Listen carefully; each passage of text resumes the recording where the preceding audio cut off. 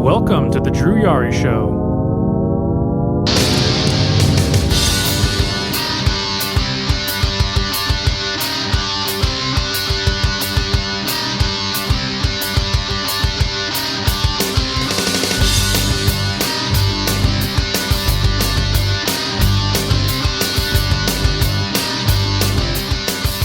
Hey, what's going on, guys? It's Wednesday, and this is another episode of The Experience.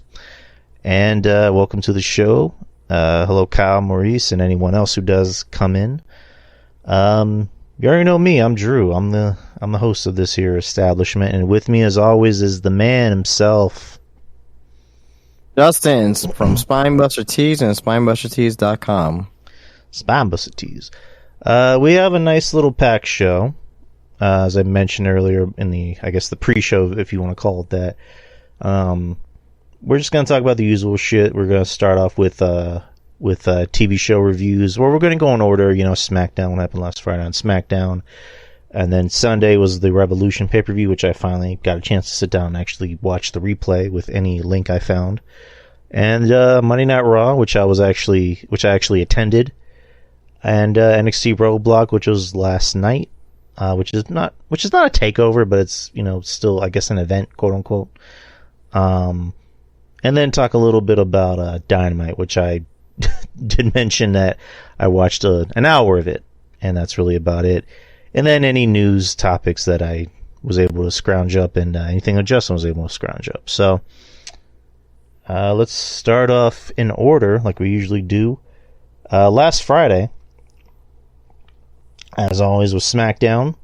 SmackDown was in Glendale, Arizona.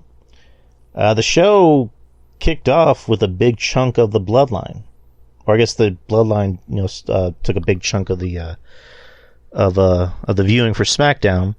You had Roman Reigns come out Roman Reigns and the Bloodline come out first with Solo, Jimmy, and Paul Heyman. Roman doing his usual shtick of acknowledge me. The fans weren't really giving him the applause he wanted, and he said, all right, let's try this again. Acknowledge me. They still weren't budging, and Roman just said, I've already fulfilled my obligation, so let's try this one more time. Acknowledge me! And they didn't do it. So he told Paul Heyman, fire up the jet, we're leaving. And Paul just said, he's here, The Rock's here. Right after this commercial break, which I'm like, okay. The Rock comes out. Still in heel Rock mode, this time wearing one of his $500 jackets from 1997. Comes out, cuts his promo, and still in heel mode. The fans are booing him, and he says, are you sure you want to boo me? And says that Glendale, Arizona, one interesting fact about them is that they have the highest rates of crack. So there's that. One thing that was really bothersome about the promo was that they kept having random blackouts, and I thought it was just me, but this was, happening with a lot of Fox or local Fox channels. There were blackouts and the sound would go out. And it come to find out, there was a Die Rocky Die sign in the audience. And Fox, just freaking out, decides to black out the promo and fuck with the sound, which, if that's the case, then just move away from the sign.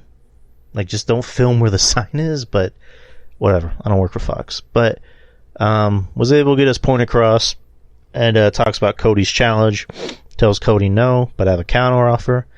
Night 1 of WrestleMania, me and Roman versus you and that walking clown emoji, Cody. Or not Cody, Seth.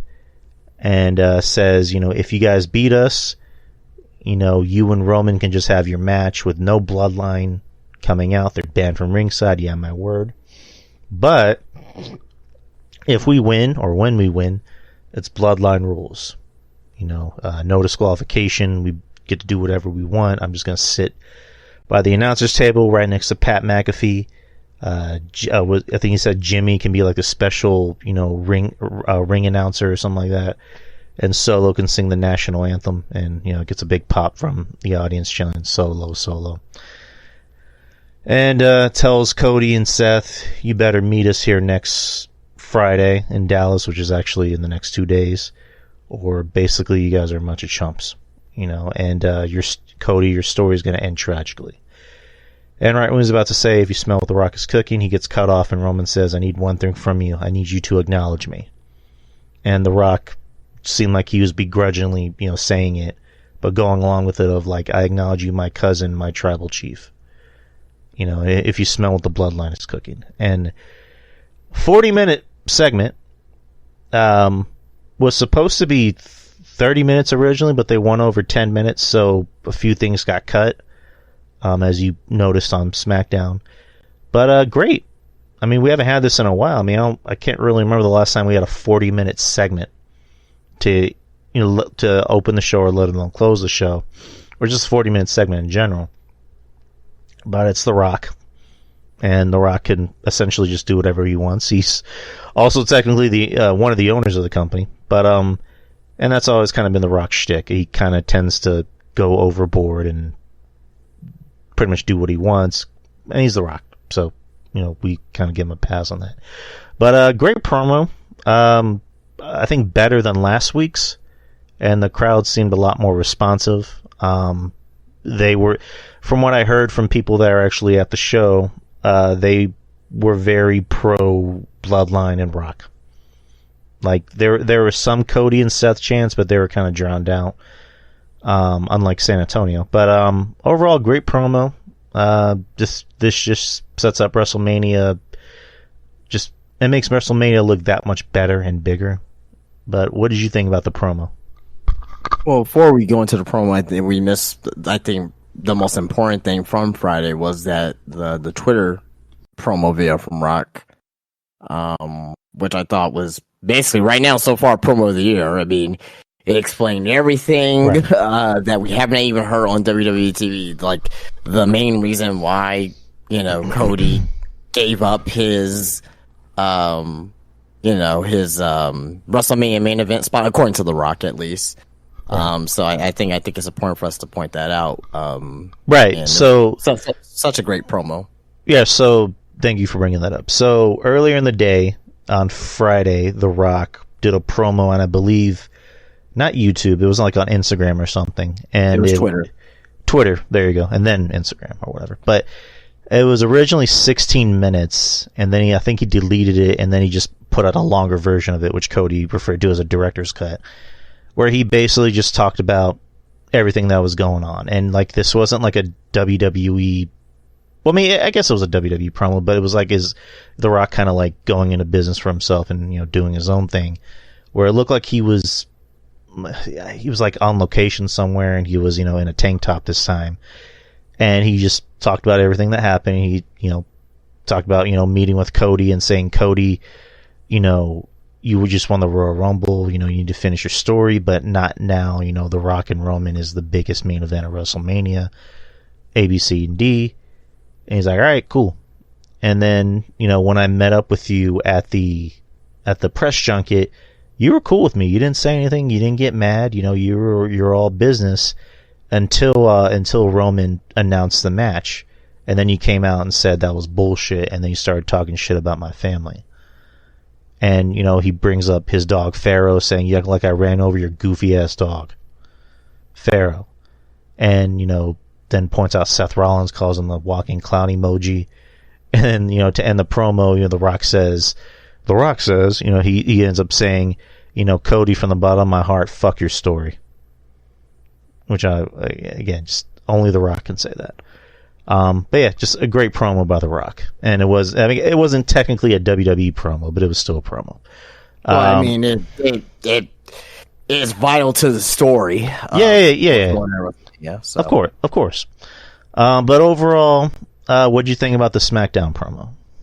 It was good. I really don't have anything to add. It was good. It wasn't like all time great, but it was good enough for what it was. And then The Rock ended it with "Go smoke some crack," which okay. So they're going to be in Dallas. So I wonder what kind of shit talking he's going to do in Dallas. I imagine it's going to be Cowboys related or whatever, but we'll find out. Yeah, like I mentioned, it was a 40-minute segment. Originally, I think it was supposed to be 30, because the next thing right after that was Tiffany Stratton versus Naomi, and their entrances got cut. and originally I think the match was supposed to be like 16 minutes, and it only got shortened to 9. I thought it was still a good match for what it was. Tiffany wins by raking Naomi's eyes. I don't think it was a rushed match. I thought it was a pretty good match. It did the job of really building up Tiffany as a star. Did you have a problem with Tiffany winning against Naomi? Yes. All right, explain. Why are they even having a match against each other? Well, I mean, why would you bring up Tiffany Stratton and how come it can't be like Tiffany Stratton versus like some other random Joe Schmo? What was Mia Yim doing? Well, I'm trying to explain. So she had the match against. I mean, her first match on the main roster was against Mia Yim. Okay. And then they did so how that. Come they can't do Naomi versus Mia Yim? I'm trying to explain.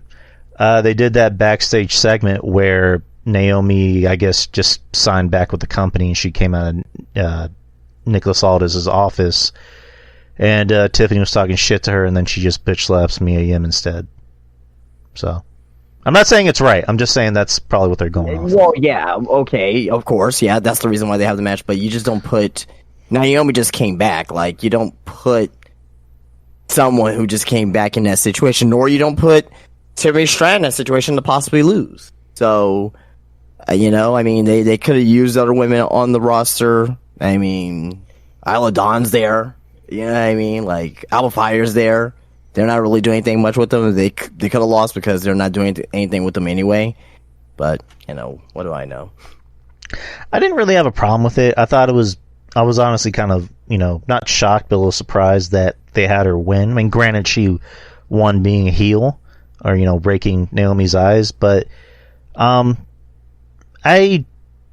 didn't necessarily have a problem with it. I just, like you said, maybe find a different opponent because you just brought Naomi back. I mean, Zelina Vega's, you know what I mean? Yeah, Zelina Vega. I mean, you just brought Naomi back and you have her, not necessarily job to Tiffany, but she kind of jobbed to Tiffany a little bit. But well, yeah, no, she did the job. She lost. So I don't want to say job as in like she basically just laid there and took a pin. You know what I mean? No, she didn't get buried, but she did the job. Yeah, but you know what I mean. But in my eyes, like I've heard like other podcasters talk about, friends of ours, and they kind of think that, that Naomi's maybe still kind of getting punished a little bit for how she left the company. Because like they can't do anything to Sasha, so Naomi's there, so she has to maybe eat crow a little bit, and then eventually they're gonna. It's kind of like with Austin Theory. Like Austin Theory, I don't necessarily believe that because this is a new administration. You know what I mean? Like, sure, if you want to have that ideology and believe that, sure, but it's still Vince McMahon reign things. Of course, like, oh yeah, she's being punished. Oh, this is 100%. But like, I don't necessarily think that. Not yet, at least, unless she starts losing more matches, then probably so. But look at Austin Theory. What do you mean? Austin Theory has been losing ever since Vince left. So he's getting punished? He beat John Cena, and ever since then he's been losing every match he's been in. I don't think he was being punished. Well, why would he be punished? What heat does he have? Well, that he was a Vince guy. That has nothing to do with him. Like, if he was a Vince, actually, he's a Triple H guy. Let's be honest. Triple H was the one that brought him in, from fucking Evolve. So yeah, Vince took a liking to him, but no, I don't believe that. Like, Austin Theory's being punished. Like, I don't know. Again, maybe it's just like if they want to punish him, they'll fire him. That's the punishment. Nah, it's like with Triple H when the curtain call happened, they couldn't fuck with anyone else, so they had to fuck with Triple H. And Vince told him, "You're gonna eat shit and like the way it tastes for the next year." And then eventually he won King of the Ring, and history happened the way it did. So again, I don't want to speculate too much. I'm just I don't necessarily believe that right there, but All right, well, moving on. You had Bailey and Dakota Kai versus the Kabuki Warriors, and the big swerve that we already saw coming happened with Dakota Kai turning on Bayley, and then they just ganged up on Bayley and beat her up. So they are working on the match at Mania. Where do you see this going? Like, do you see Bayley getting help, or do you just see her handling this on her own? The only real person that can help her is Mercedes, and that's not gonna happen. So I can't really think of anyone else who will come and help her. So I got one, and this is just me like fan casting essentially. Obviously not Mercedes. Naomi being a name. Maybe Bianca helping her. I don't know. One name I do have in mind, but again, I don't know if this will ever happen, but you never know. AJ Lee.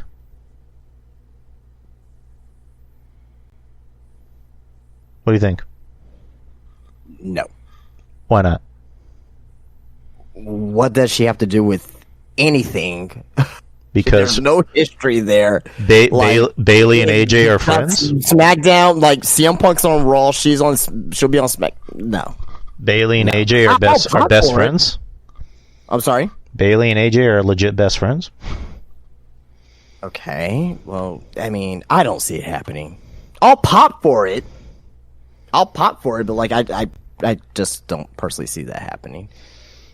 If it happens, great, but it's just it'll just be kind of forced, I think, if they do that. I don't think so, personally. Like I personally don't think it would be forced. I would love to see AJ back. I mean, AJ, with the recent picture she's put up, like, she looks fucking amazing.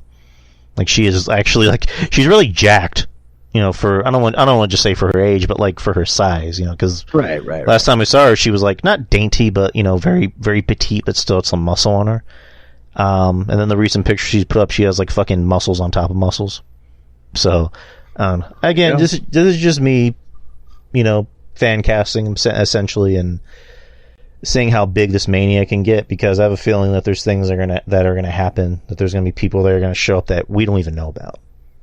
So I'll say this: it's not gonna happen. Not going to happen.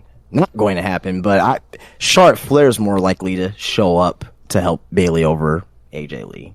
And then Jade Cargill had a interaction backstage with Damage Control, so I don't know. Maybe she'll help out Bayley. But again, we really don't know most of everyone's role at Mania, because we thought. I mean, not to skip ahead, but like we thought, the Intercontinental Championship match was going to be a multi-man ladder thing, but that's not the case anymore.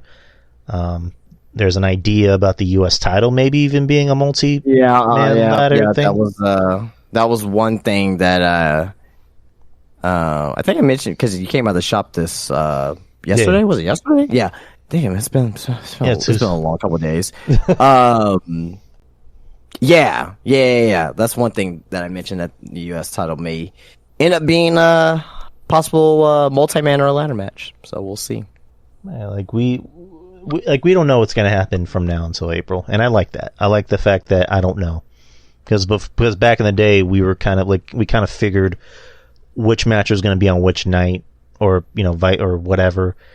Now it's just like, we don't know what's going to happen. We don't know which match is going to be on which night. We don't know who's going to show up. We don't know who's going to make an appearance at Mania or the night after Mania, and I love it. That's what makes wrestling good. Next is Braun Breaker. Came out and had a match against another fellow NXT talent, Zion Quinn, who just looks very different from the last time I saw him. I mean, he shaved his beard, obviously, but I think he's lost some lbs. But this match was 4 seconds, which I was surprised the match was that short. Mainly because, like, I look at a guy like Zion Quinn and I'm like, he has a look and maybe he can do something. And they shortened it to only 4 seconds. Like, the bell rang and Braun just speared his ass and pinned him. Like, that honestly surprised me. I don't know if it surprised you or not. No, because of the Rock segment in the Bloodline segment went over, so they had to cut some time on the show. So this is one of the things that they needed to cut, and it actually helped Braun look even more unstoppable. So I was fine with it. How do you feel about WWE using more NXT talent that isn't really on television a lot, as opposed to like just going after local talent from the towns they're in? Cheaper. These NXT talents already getting paid guaranteed money anyway, so it's cheaper to use the NXT talent to fly them in versus paying a local jobber who can or cannot get injured from it. So let's say, they pay a local jobber, they end up getting injured in the process. Then it's like, oh, we gotta, help pay for medical bills and things of that nature. So, yeah. So, with the NXT talent flying in, there's nothing more that they gotta pay. And actually as well, the NXT talent, they don't pay for their own, flights. WWE takes care of that. So it's like a win-win situation across the board. So. Nice. I remember the week prior, Braun went up against Big Body Javi, who's actually Tatum Pax's boyfriend, and another guy. I'm blanking on his name, but Braun just looking like a star. Where do you see his glass ceiling on the main roster, if you had to predict? He will be a main eventer of WrestleMania in the next 5 years. Same. The guy is just. I thought he was in NXT for a little too long. The guy just gets it. For a guy that never really had any formal wrestling training before he got to the Performance Center. The guy's a Steiner. He has the business in his blood. He looks the part, he acts the part. The guy's going to be fine. Like you said, main eventer in the next 5 years, or might even be shorter than that. All right. So what do we got next? Right, Street Fight, Carlito versus Santos Escobar. Good, fun match. Good fun match. I thought this was maybe the perfect match for Carlito. Ever since Carlito's been back, looks like he's been kind of dealing with an injury. I don't know if you've noticed, but I thought this Street Fight was the perfect way to really hide a lot of his weaknesses ever since he has been back. And it was just, again, it was a fun match to watch. I'm digging, this Legado thing, a Legado versus LWO thing. I'm assuming it's going to be a match at Mania. And then during the match, you had Rey Mysterio come out in crutches and, again, pull the biggest swerve, or not the biggest, but like the easiest swerve in the book in wrestling. Pretend that you're still hurt and then just beat the shit out of everybody with the crutches. And then in the end, Carlito got his win. Which good, Carlito was due a win. And now both sides are even. They're both 4-4, I believe, on LWO and Legado. But what did you think about the match and Ray returning? Ray returning is great, right? Yeah, getting right into form for WrestleMania. The match overall was fun too, as well. Good TV match. Yeah, good TV match, like you said. And then there's a "We Want Apples" chant from the crowd, which was funny. Am I missing anything else? No, it was again a short show because of the big segment. Randy Orton versus Austin Theory. Earlier in the night, Austin Theory and Grayson Waller were watching the end of the Elimination Chamber and laughing, while Orton was conveniently right behind them, which I don't know how they didn't know he was there. And then Randy, of course, was like, that's funny. It'd be also be funny if I beat one of your asses. Whoever it is, I don't care. Then Grayson volunteered Theory. So it was Theory and Grayson Waller. Oh, no, I'm sorry. Theory and Randy Orton to main event the show. And then Kevin Owens was on commentary, which was fucking hilarious. I love Kevin Owens on commentary. It was the match was what it needed to be. It wasn't great. Wasn't really like you say. Wasn't anything I'm going to remember in the next 5 years, but it was a match that happened. It was good. Theory did his job and, took that beating. And there was a couple times where he's helped out Orton, yes. Saved Orton a little bit too as well. So yes, I do remember that. Another reason why Austin Theory is an asset to WWE, even though he does lose a lot of matches, but it's more than just about the wins and losses sometimes. And I like Austin Theory. Let me just make that clear. I do like Austin Theory. The guy has a look. He has a personality. And I like you said, he is an asset to the company. As far as I know, doesn't really get into any trouble. He doesn't like motherfuck anyone. He's not unprofessional. As you can see on Friday, he saved Orton from a pretty bad botch. So the guy is someone you want in your company. It looks like eventually he's going to turn face, which I think that's the better move because, which you predicted, by the way. Right, I did. I think Theory works better as a face because he just seems like a likable guy. Like him trying to be a heel seems like an actor trying to play a bad guy. Like it just doesn't work. And then you see him on social media and he's like doing like charities and like Make-A-Wish stuff, and he's also kind of a big nerd in real life. Like he likes comic books, he likes all the Marvel movies and stuff. He collects a lot of like costumes and helmets and shit like that. So I think he'll work better as a face, in my opinion. So, but they also kind of gotta really make us care that he's gonna turn on Grayson, and I think they'll do a good job of that. But we're just gonna have to see how it plays out. But Theory taking that RKO like a champ and selling the fuck out of it, and then selling the fuck out of that stunner afterwards. Orton got the win, and then Grayson Waller came out to help Theory do a beatdown on Orton. Kevin Owens came in and even the playing field, and that was SmackDown. That was SmackDown in Glendale, Arizona, the home of crack, apparently. But what do you think about SmackDown before we move on to the pay-per-view?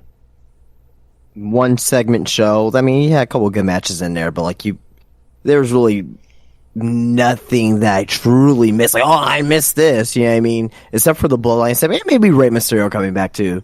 Because that was a I won't say a huge moment, obviously, but it was a mini moment for the month at least. So, right. But the Bloodline segment, that's all you need to watch. Like everything else, you could have skipped. Right. All right. Revolution. AEW Revolution was in Greensboro, North Carolina, at the Greensboro Coliseum. Tagline is Sting's last match. Attendance was 16,878 people, so they had a nice little. They had a nice little attendance over in Revolution. Yeah, I think they were sold out. Yeah, it looked that way. Good for them. I mean, they better sell it because it's Sting's last match until it isn't.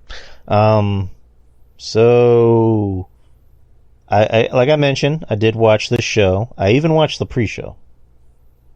So that's how committed I was to watching this. 12-man tag team match. There's a lot of people. Bang Bang Scissor Gang, Max Caster, Anthony Bowens, Billy Gunn, Austin Gunn, Colton Gunn, and Jay White versus Jeff Jarrett, Satnam Singh, Jay Lethal, Willie Mack, Private Party, Isaiah Cassie, and Mark Quinn with Sanjay Dutt and Karen Jarrett. The Faces won. It was a match. It was a match that opened the show, which, it was... It was really just to get the crowd hyped. That's really exactly what it was. It's a match that you put on a house show to open the show, and like you said, get the crowd hyped. But yeah, the baby faces won. Yep. Thoughts on the match?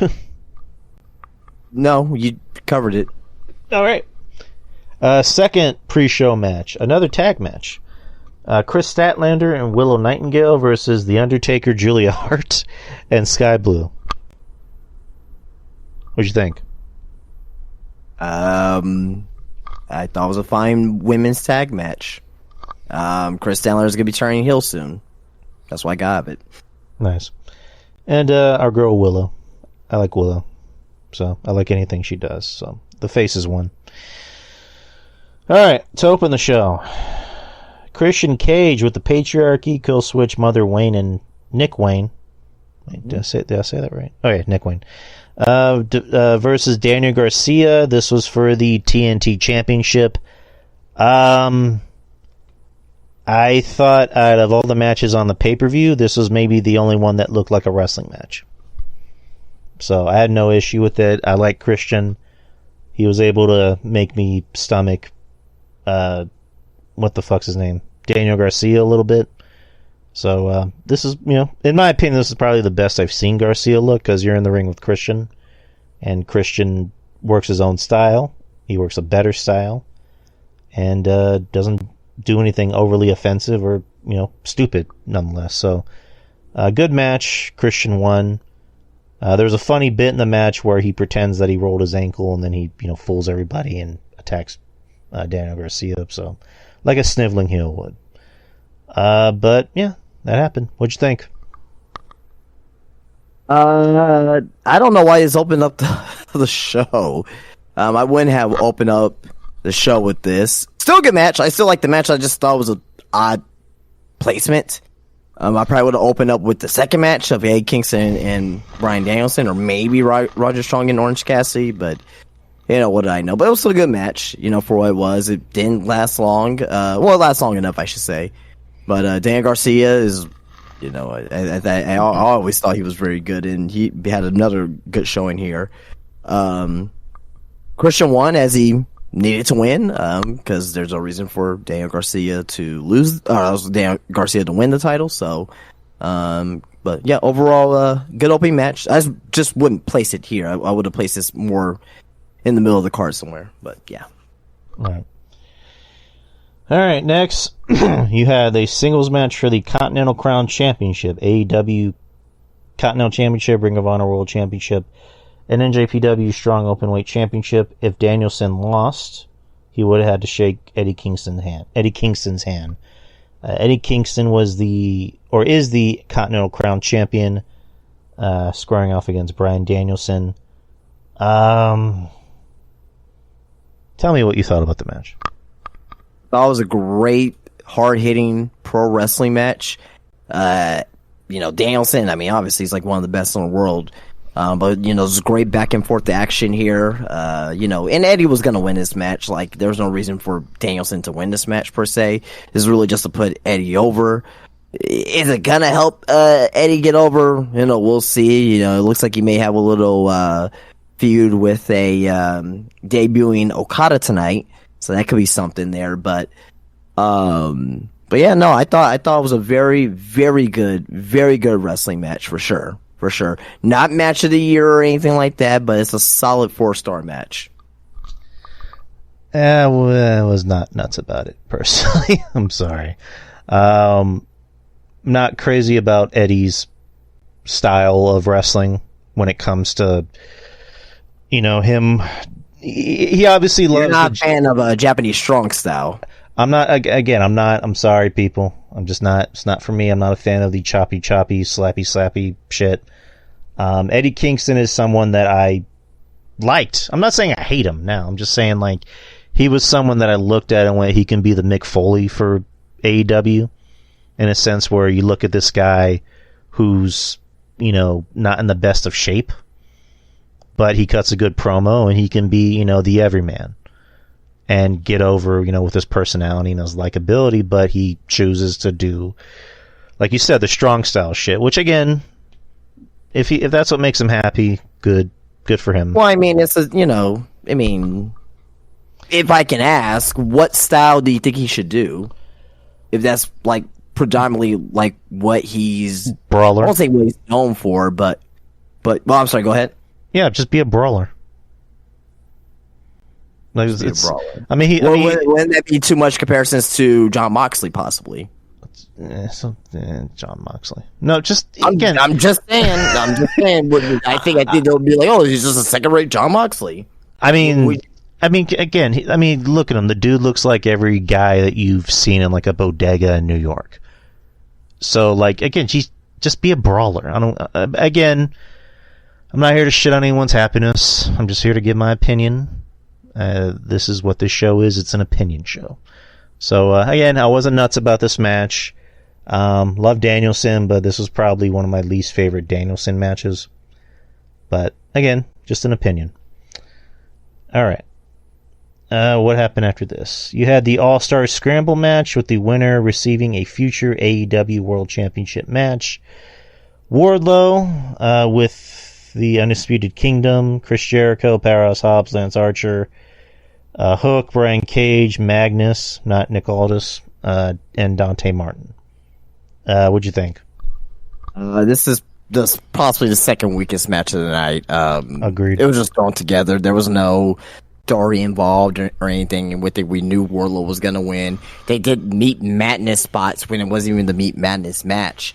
This was supposed to be Meat Madness, but apparently there were injuries that prevent Meat Madness, but they only promoted 3 people. They promoted Wardlow, Powerhouse Hobbs, and Brian Cage, which were all 3 were in this fucking match. I'm sorry, they promoted Wardlow, Powerhouse Hobbs, and Lance Archer, which were all 3 were in this match, and they also added Brian Cage to it. So I don't fucking know.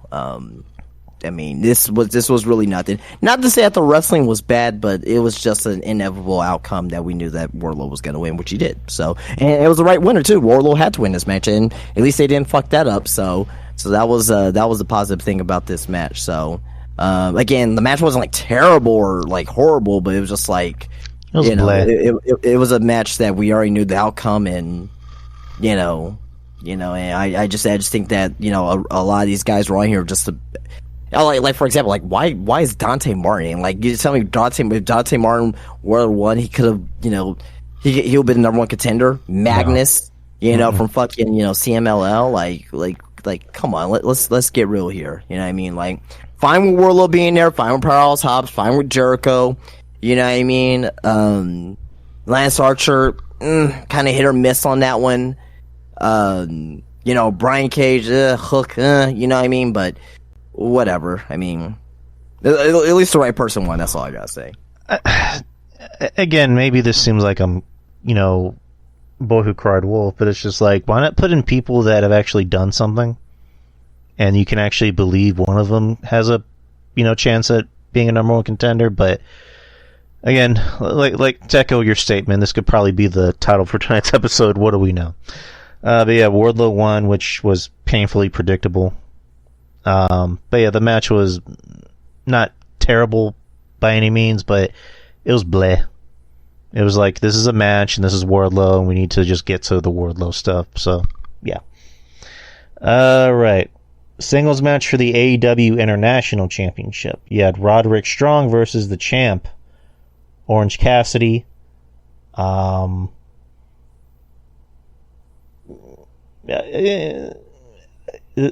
Okay, this is an Orange Cassidy match, and you already know how I feel about Orange Cassidy. I watched it. I needed to see what was going on. Roderick won, which I think a lot of people were going for Roderick to win.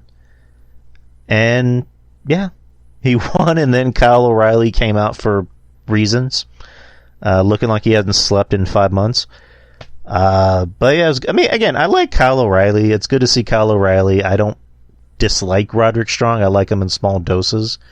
And then Orange Cassidy, I just don't care to see anymore. But yeah, I mean, the match was okay for what it was. But overall, what'd you think? I thought it was a very good match. It wasn't too long. About mid tier on the card per se, but both look good in here, man. I mean, Roger Strong. I mean, I always like Roger Strong. The only thing I don't really like about it, well, I won't say don't like, but one thing I was kind of soft on is his promos, his charisma. Orange Cassidy, I don't think he's the best wrestler in the world, but I just don't think he gets enough credit for what he actually does in the ring. But outside of that, I thought it was a very good middle tier of the card match for the middle, for this Revolution card. All right. Tag team match. Blackpool Combat Club, Jon Moxley and Claudio versus FTR. I started zoning out a little bit during this match, but picked up maybe like in the middle of it. 3 guys look fine in this match. You can probably guess who that one is that I didn't mention. To me it was a match. It was a match that I didn't really particularly care about going into, but it was a tag match. The crowd seemed to like it, so who am I to judge? And Claudio looked like $1 million. FTR, just again, they're talented. They're a great tag team. They just seem to kind of get lost in the shuffle for reasons that I won't really go much into on the show. Political reasons. I'll just put it that way. But yeah, the match happened, and then Blackpool Combat Club won, and then there was blood, as usual. So, but what'd you think? This was a damn good tag team match. I thought all four did great. Claudio was the star of this match, I think. He kind of did like his Cesaro spots damn near, where he just starts going crazy. They used to do with the bar, with Sheamus, but, Moxley was good in this match, obviously. Claudio was good. Dax and Cash were, great as usual. One of the best tag teams in the world. But yeah, I mean, they lose in their hometown or their home state. Tony Khan obviously has ran cool on FTR because of the whole CM Punk debacle. And, yeah. I mean, they lose in their hometown, and Tony Khan doesn't, usually, have people, lose in their hometowns, but, hey, that's what happened here with FTR, so, but despite all that, though, I still thought it was putting Al to the side on how I feel about it, I still thought it was a damn good tag team match, and I thoroughly enjoyed it tremendously. All right. Next is the AEW Women's World Championship, Timeless Toni Storm with Maria May and Luther versus Deonna Purrazzo. It was okay. It wasn't really anything special. I mean, I thought it could have been better.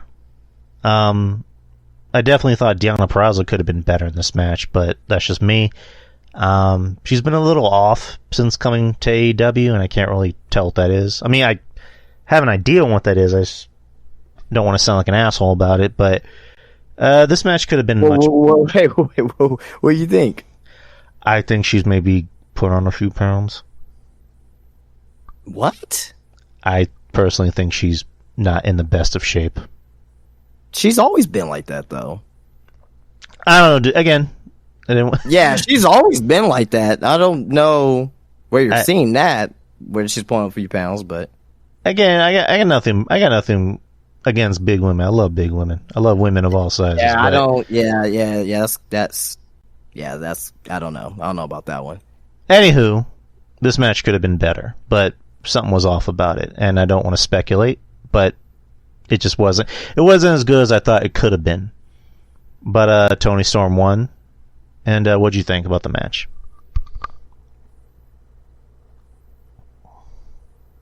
Hello. Yeah, hello. Oh, sorry, my microphone unplugged. Yeah, the match was.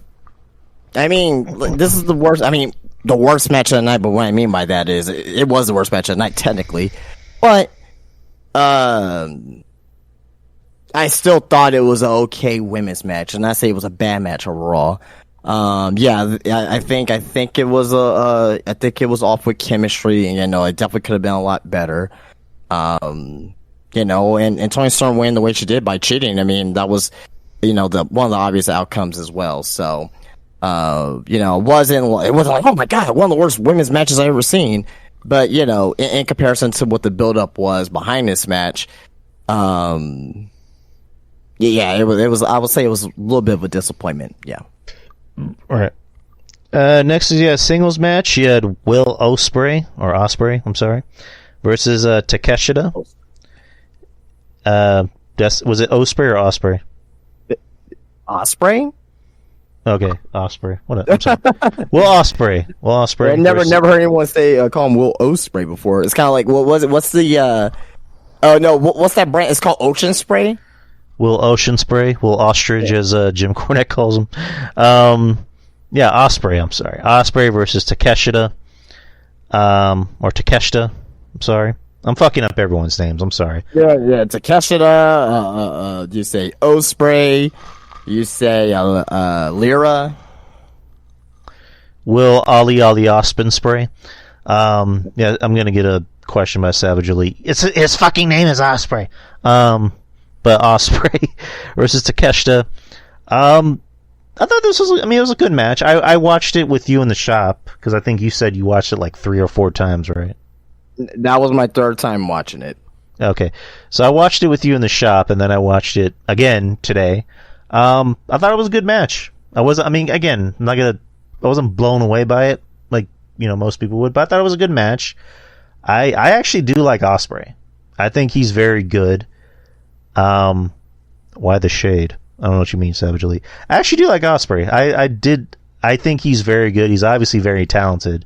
He doesn't do anything that's overly offensive. I mean, when he first started out, him doing a lot of the gymnastic stuff, I thought was a bit much. And then over the years, he kind of like, he got a little better and started to kind of like tweak a little bit of his wrestling style. So he's a much better wrestler in my opinion. The guy's not even 30 yet. My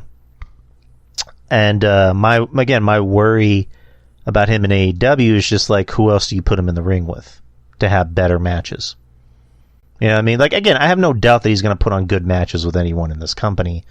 But, you and me we speculated about him going to WWE.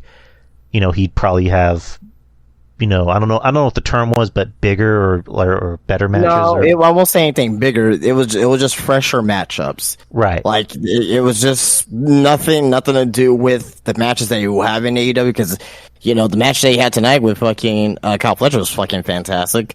This match at Revolution was fucking fantastic.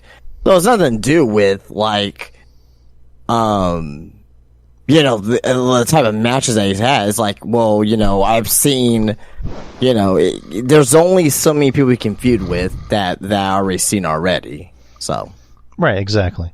So, but I think, he's happy in AEW. So who am I to shit on someone's happiness? And Takeshita, he's someone that, again, I like him. I think he's very good.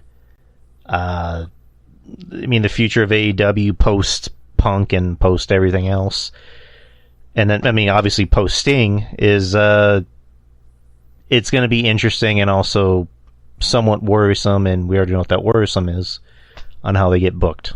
So, but this is a good match.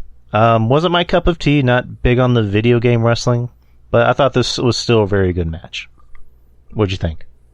That was his match of the year so far.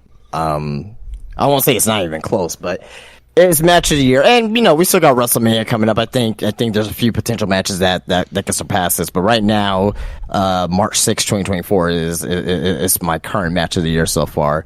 Will Ospreay, he does everything with such speed and impact and velocity in the ring.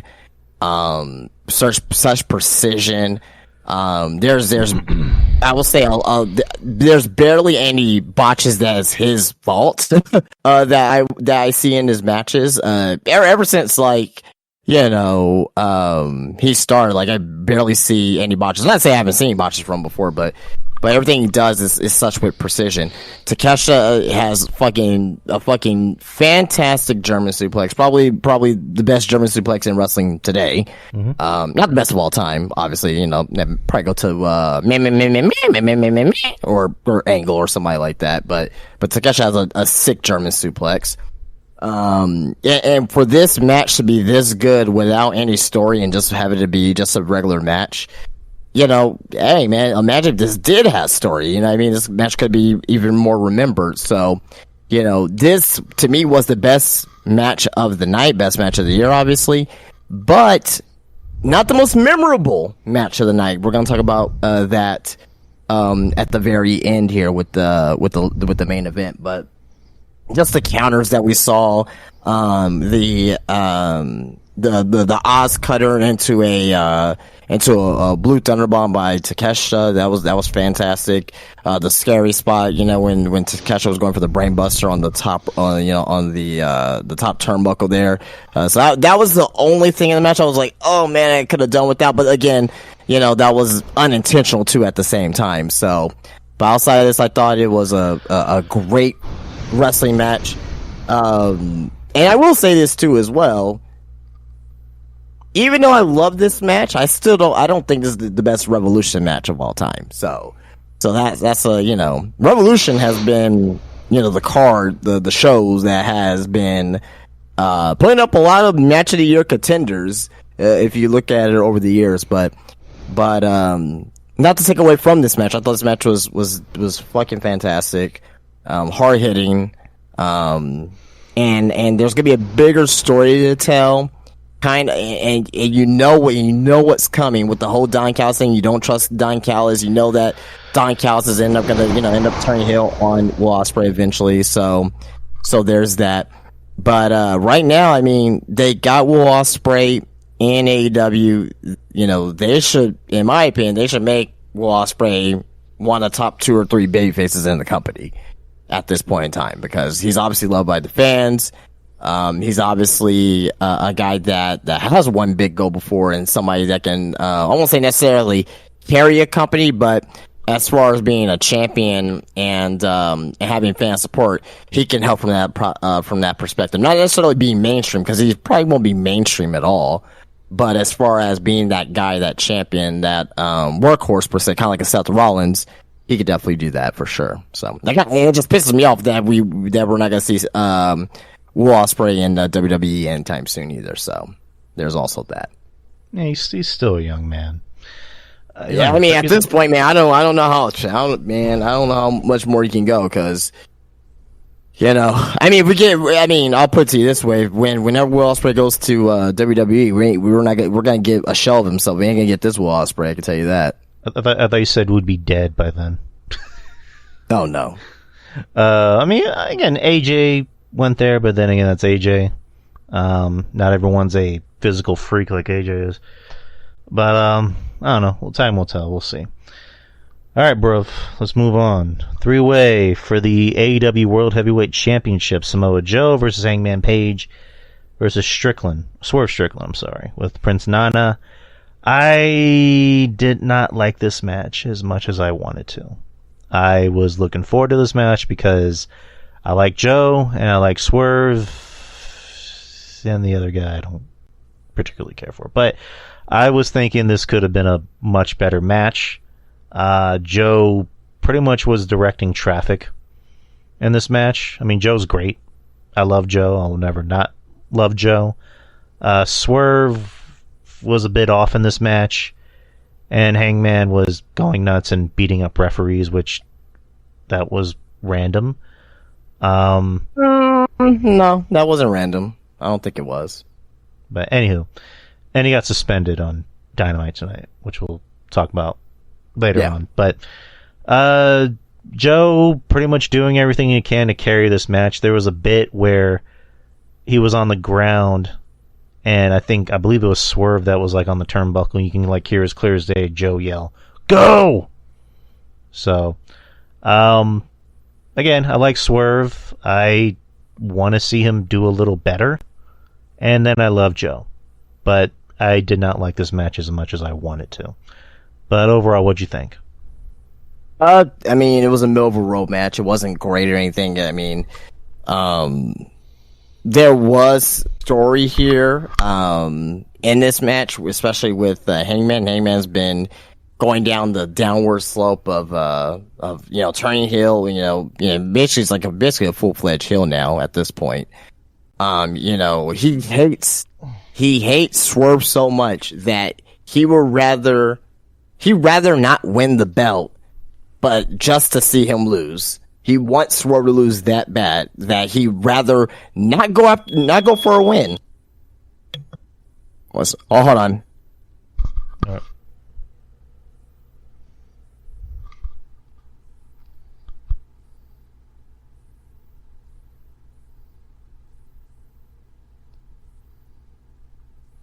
I don't know where Justin went. I heard a beep.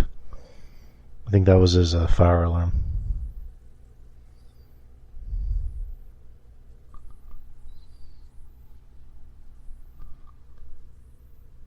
But yeah, I wasn't crazy about the match. I didn't like it.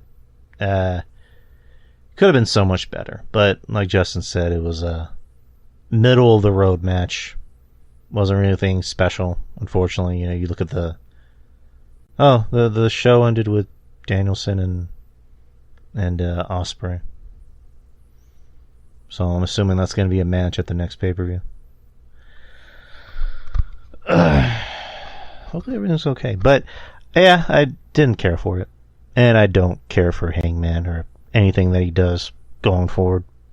Just don't care at all. Which sucks. He was a guy that in the beginning I liked him. I thought he showed promise. I thought out of everybody in that elite group that he was somebody that was going to be a bigger star. And, had a better attitude at least, and, could have been on WWE television the next day, and then he pretty much exposed himself in the past, 2 years. And, yeah.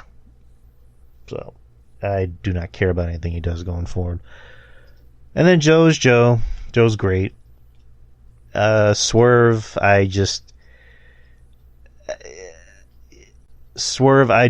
he's obviously been pushed better. I just don't know if he's improved at all. As far as in-ring wise, because I see what he's doing now, and I'm like, well, he doesn't really do anything that's that much different than what he did in NXT. I mean, granted, he's been pushed, which I'm happy, because, when he was in NXT, I was like, I wanted him to get pushed. I looked at him like, this guy looks like something. Why isn't he being pushed? Why is he doing jobs for Leon Ruffin? So, and he talked about that. So, but I'm glad he's getting pushed now. I just want to see him. I don't even think he's gotten worse. I think he's just still steady. He's at a steady pace of he is doing the same shit. But I kind of want to see him get better. I want to see him do more. But that's just me. I'm sorry about that. I got someone cooking here who can't fucking cook, so. Ooh, okay. All right. But, all right. So let's get to the main event. Tornado tag team match for the AEW World Heavyweight Championship. Sting's last match. His retirement match. It was Sting and Darby Allin with Ric Flair, Garrett Borden, and Steve Borden, his kids, along with Ric Flair, versus the Young Bucks, Matthew, and Ricky Steamboat, too. Don't forget about the Dragon. I did say Ricky Steamboat. Oh, I didn't hear you. I heard you say Ric Flair. I said Ric Flair at the end after his kids, but yeah, Steamboat, which good for Ricky. I imagine he got a nice payday. And then Ric Flair there, of course, and then Sting's boys, who they had a special intro before the match where Sting was in a movie theater watching a lot of his best moments, which was nice. I do like Sting, so it was nice to see that.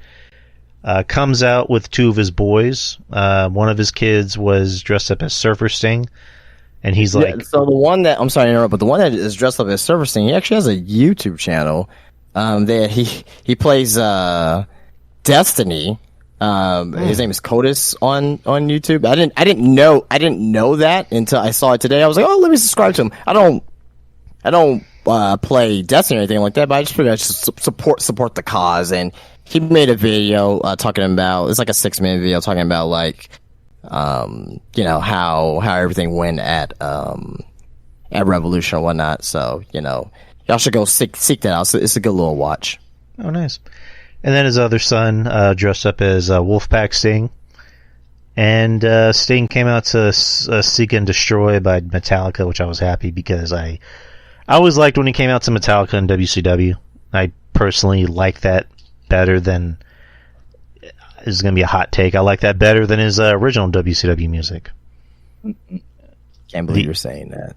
Well, the Crow theme music. Dun, dun, dun, dun, dun, I know. I can't believe you're saying it. I love Seek and Destroy though. It's awesome. I like that. It's that the TNA theme.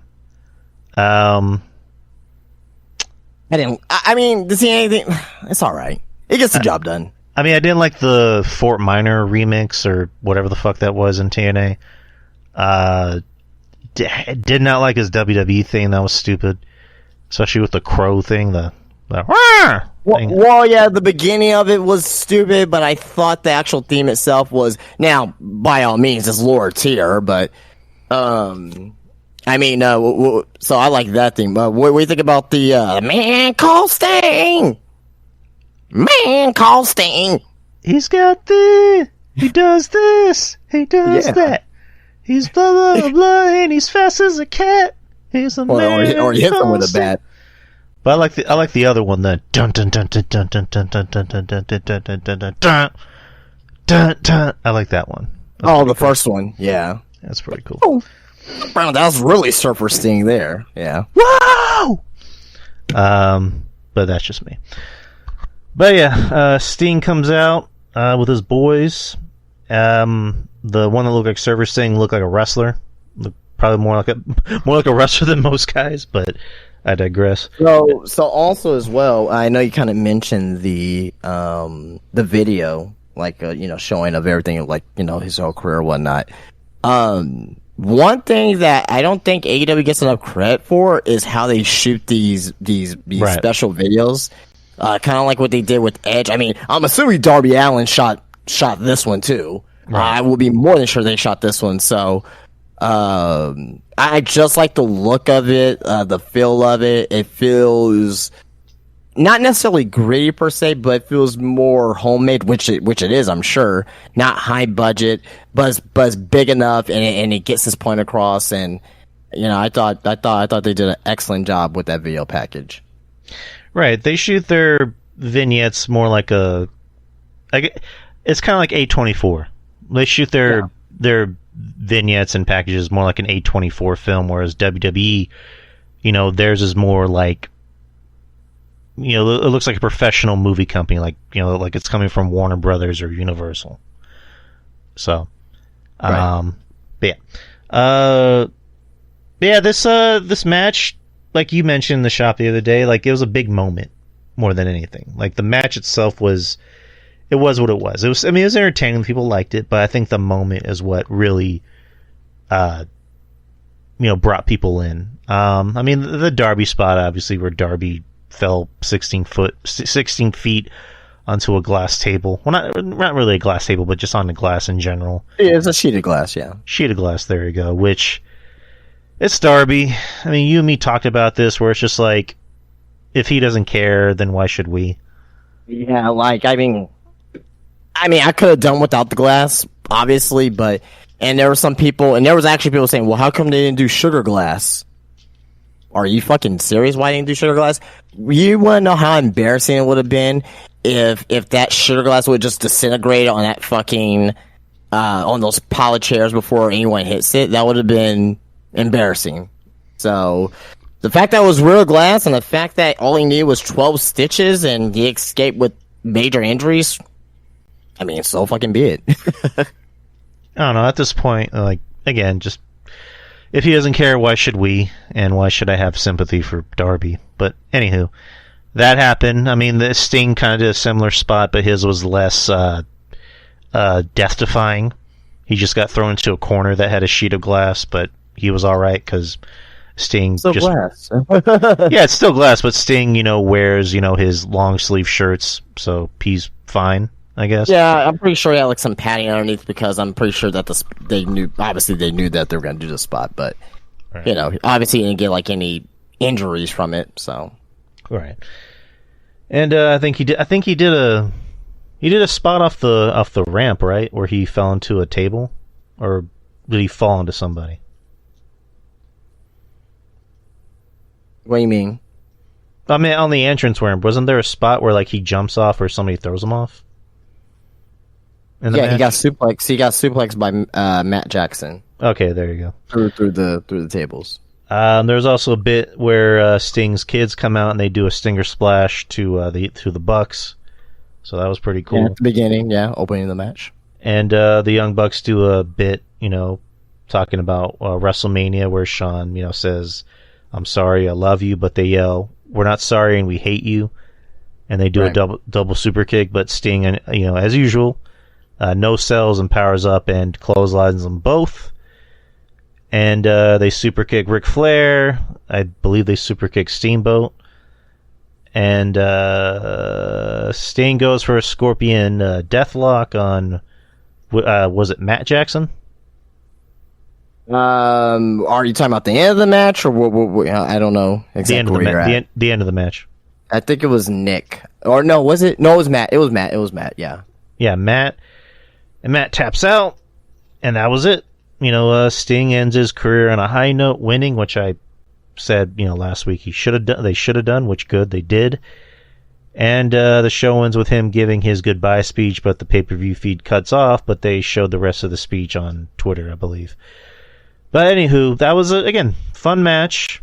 The moment was more memorable than the match itself, and Darby almost killing himself maybe took a little bit of the shine away from the match. But Sting is going off on a high note, and good way to end his career.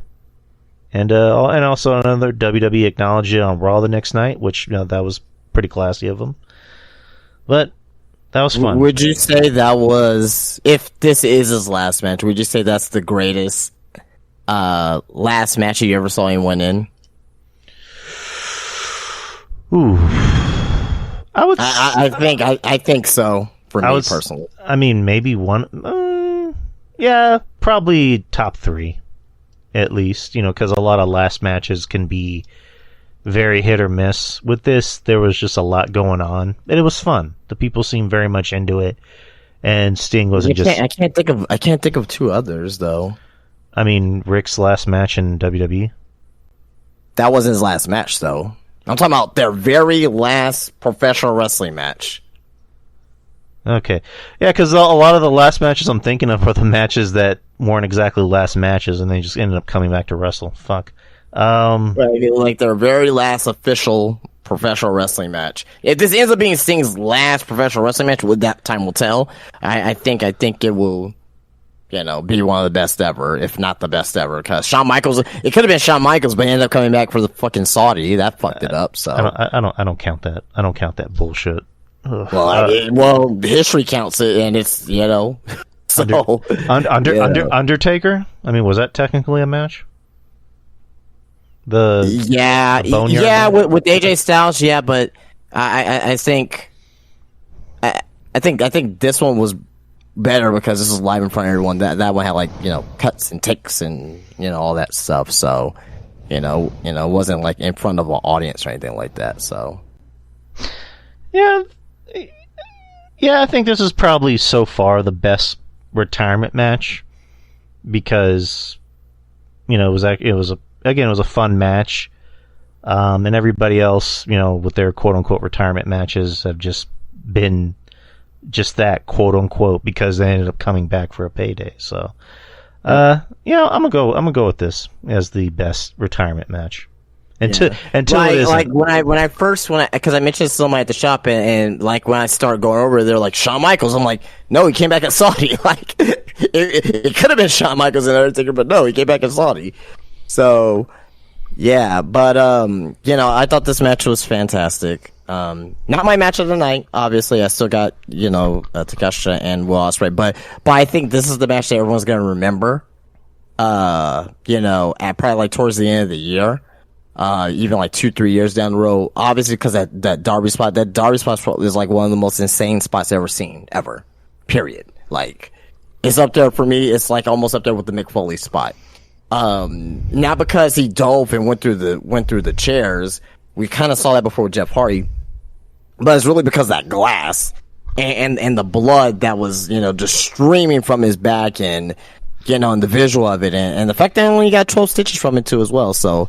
And I love Darby Allin too as well. I think out of the 4 pillars, I love him and MJF the most, for 2 different reasons. But yeah, no, I thought everything here was good. I thought the Young Bucks in this new persona, they're doing great in this new persona. They did what they were supposed to do in this match, was they get heat from the crowd, which they did. You know what I mean? And they didn't do the tremendous Young Bucks high flying stuff either. It was, they did their super kicks, obviously, because that's what they're known for. It's kind of like the Usos. They do their super kicks as well. But just overall, I thought this match was damn entertaining. And that's what wrestling is entertainment at the end of the day. And I was super entertained by it. So. Was Triple H's last match against Batista? I think so. That was at Mania, right? I think so. I think that was his last match. Okay. All right. Just because I was thinking about last matches, but yeah, that was Revolution. Move on to Raw. Well, I'll just say this to close up Revolution. A lot of people are saying that this is one of the best AEW pay-per-views ever. I don't necessarily agree with that. If you think it is, by all means, I'm not gonna argue with you with it. But I still like personally, I like last year's Revolution better than this show, personally.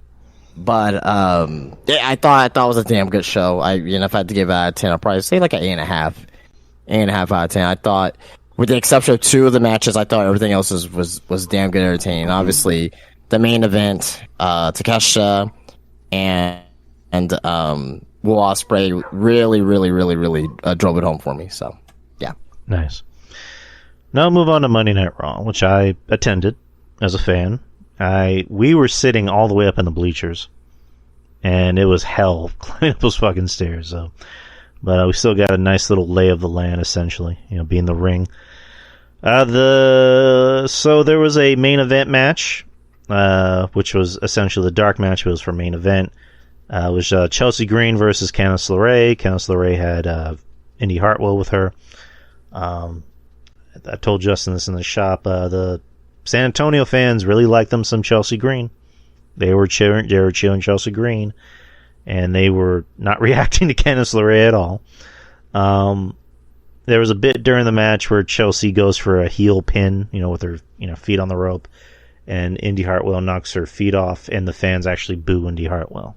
Indy Hartwell was supposed to be the face, and Chelsea's the heel, and then eventually Chelsea wins by being a heel, and the fans cheer it anyway. So, I like Chelsea Green. I like that she's getting cheers. I think, we've talked about, I don't know if you and me talked about this. I know me and RJ discussed this a little bit, where of all the Triple H rehires, I think she's been one of the best, if not maybe the best, because she's actually getting over and getting a reaction. But I don't know. What do you think about Chelsea Green and her return to the company in the past? Yeah, we talked about this ad nauseum. I think she's one of the best Triple H hires. She's fantastic. I love her, and hopefully one day she becomes a women's champion. Do you think from now until July, if they keep pushing her right, do you think she can maybe win Money in the Bank? She's a contender for sure. Yeah. Cool. I love her. Alright, so the actual show itself kicks off with Cody Rhodes coming out, and Cody is over like Rover, as the kids say. People were cheering Cody, people were singing his theme song. Yeah, Cody's a superstar. He's Captain America, basically, of the WWE. And, we talked about this, and we also heard a fellow podcaster, Jason Solomon, talk about it, where Cody pretty much just goes over the past week, goes over The Rock, with his Twitter video, putting on director's cut, talking about his dog, and then he turns to the camera and says, "Oh, by the way, Rock, don't ever talk about my dog. Ever." And, tells The Rock basically what we just talked about. He will be there on Friday, we'll discuss, blah, blah, blah. I have a friend, and then Seth Rollins comes out looking like a giant fucking highlighter, which... Oy vey. Looking like Powerline from a Goofy movie, if anyone gets that reference. And then Seth comes out. You told me that on yesterday, and I don't know who that is. But again, we went over that as far as like Disney cartoons. Like I wasn't really watching Disney either, so. Yeah, Maurice says he got it. Right, so someone got my reference. And then Seth just kind of brings down the segment, in my opinion, just being corny and hokey as fuck, telling Dwayne, since you have a name for me, I have a name for you. I'm going to call you Diarrhea Dwayne. And the fans in San Antonio started chanting Diarrhea Dwayne, which I'm like, yeah, I'm not chanting this. I'm sorry. Fuck that. That's how simple this city is. Like, oh man, Jesus Christ, man. Like, this city could be so fucking lame sometimes, and that just kind of like, when they start chanting, I'm like, you guys gotta be better than this fucking shit. Like, encouraging this shit. Yeah, I made it. I was very adamant to Justin. I was like, I did not fucking chant that shit. I'm like, nah, I can't do that shit. Granted, it's USA, and you can't say shit Dwayne or whatever Dwayne. Why don't you just call him crappy Dwayne, or I don't fucking know, but Diarrhea Dwayne. Like, come on. And what about douchebag Dwayne? That would have been better. I mean, I don't think you can say douchebag either. I think that would get bleeped out. I mean, Punk said it. Yeah, you're right. I mean, Rock can say... Rock in 2011. Rock can tell everyone to smoke crack, but, whatever. Whatever, it's The Rock. It's two different people. But, yeah, Seth just being fucking hokey and uncool as fuck. And then, pretty much just says, we'll see you on Friday, Rock and Roman, blah, blah. But, yeah. And then another kind of interesting piece of, news in the promo, which The Rock apparently said, Seth, I can take away your title just like that. And then Seth says, I dare you to try, which kind of, I think you and me talked about this in the shop. There's a lot we talked about in the shop, people. So I think we talked about this where, and Jason Solomon pointed this out. When Seth came out, there's a graphic of, the WrestleMania match between Seth and Drew, and it said Sunday. So that kind of all but confirms that their match is going to be on Sunday. And, the tag team match is going to be on, night one, which is Saturday. So, if I asked you this before, I'm sorry. I'll just re-ask again. But with, The Rock saying, I can take away your title just like that, and like Jason Solomon pointed out, do you think night 2 you're going to see Damian finally cash in at the behest of The Rock? I mean, I don't know.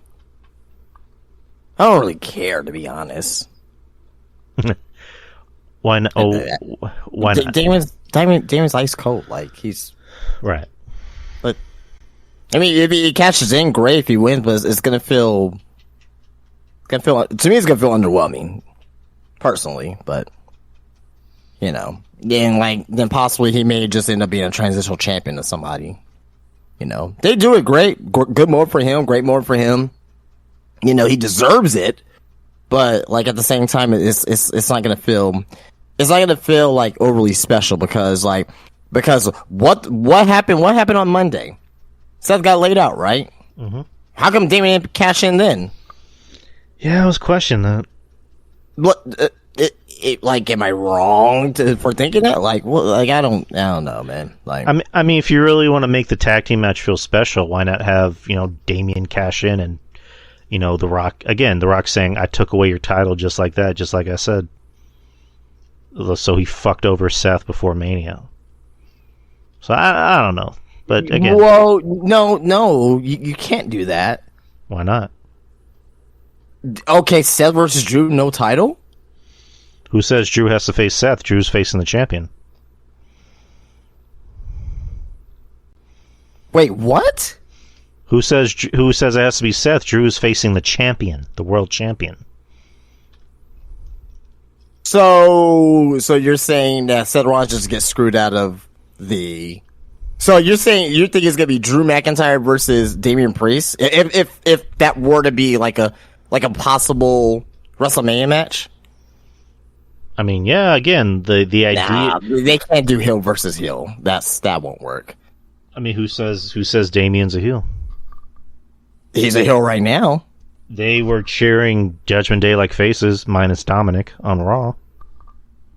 They always cheer for Judgment Day. Doesn't mean that they cheer for Roman. Is Roman a face? Again, I'm not saying I want it to happen. I'm just saying, if The Rock really wanted to fuck over Seth, he would have fucked him over before. Oh, I agree, but that won't work. You're not going to keep Seth Rollins, who's been, like the torchbearer for fucking WWE all 2023 and 2022 as well, and not have him defend the world title at WrestleMania.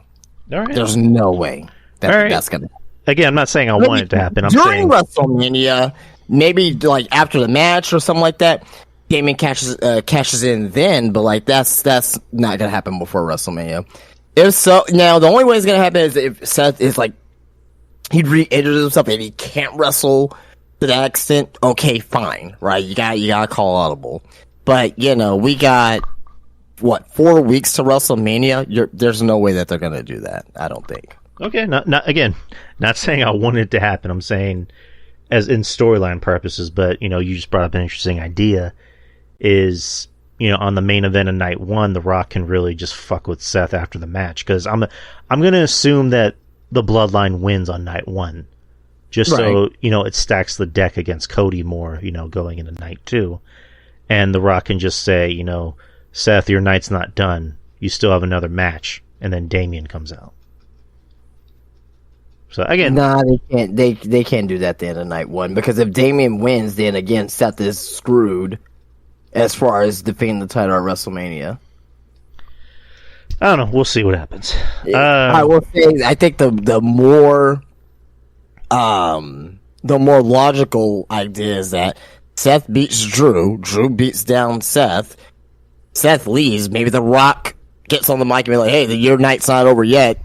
Then he gets Damian out there, and Damian wins it that way. But I don't know. It's just what they're doing with Damian right now. I mean, obviously, they're tag team champions. I mean, obviously, they're not like doing anything like terrible with Damian. Like he looks. But like at one point last week, it looked like it was gonna be Damian versus Gunther in some fashion. So, you know what I mean? So it's like I don't think they really know what they're really doing with this Money in the Bank briefcase right now. They have an idea what they're doing with them as far as like with the tag team title match, because obviously it may be The Miz and it actually may be a triple threat for all we know. They may add DIY in there for all we know. But Judgment Day versus Awesome Truth at WrestleMania. Maybe night 1. I'm probably assuming that's what I would probably do. Probably night 1, but. It before Damian needs to lose the tag team titles before he cashes in. Once you lose the tag team titles in, we should be worried about cashing. So maybe lose the tag team titles on night 1, then cash it in on night 2. That can happen, Yeah, you're not wrong. It's actually Degeneration X, not DIY. Oh, sorry. Regeneration X or Retardation X or whatever they're called. Shawn Michaels and Triple H. Next is you had Gunther versus Dominic Mysterio. A good match. I wasn't expecting this match. I don't even think I heard that this match was even announced for Raw. But still a very good match. Dom showing that he can still work. I mean, for the most part, since the year began, Dom's been kind of, going through the motions. I mean, he's mainly been used as just, hey, it's Dom, boo it Dom, and not really wrestling. I mean, last year he was wrestling more. So it's good to see him it's good to see him wrestle, especially against someone like Gunther, who's a powerhouse, who's, the beast, the ring general. And he held his own against Gunther. I thought this was going to be like a squash match, but it wasn't. And he was taking everything Gunther, gave him, and I mean, there was even a spot where Gunther tore off his vest and just started chopping his ass up. And then eventually he beat him with a Boston Crab, which I was a little surprised by. But nonetheless, good match, good showing for Dom. What'd you think? Good TV match. Love both of them. Nice. All right, and not going in particularly, I think this is in order, but Nia Jax versus Becky Lynch. This ended in DQ. Liv Morgan came out and took out, I believe it was Nia, a la what happened the week prior where Becky interrupted their match.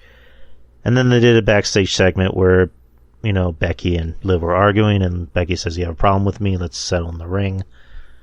And so they're going to have a match next week. Yay. Then you had Shayna Baszler and Zoe Stark versus Katana Chance. I keep fucking up names. Katana Chance and Kaden Carter. This match, I took the opportunity to go downstairs and look at the merch table, and every fucking line was full, even the snack stand. So, yeah. Adam Pearce made an announcement as to the Gunther situation at Mania to see who's going to face him.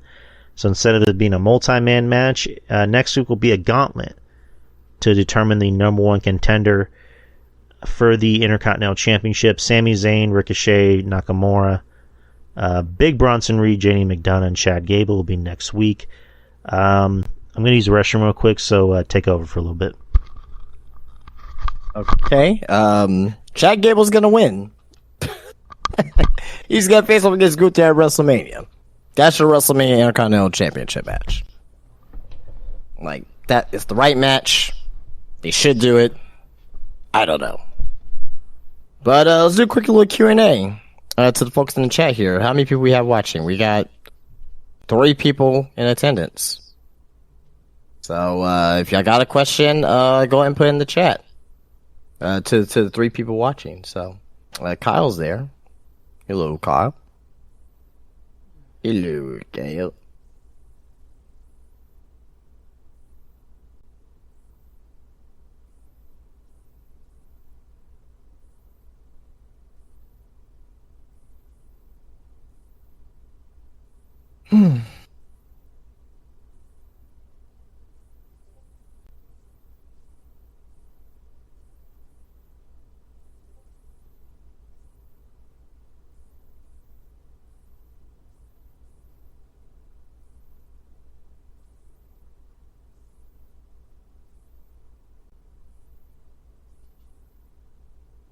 Who do you think will beat Gunther for the Intercontinental Championship?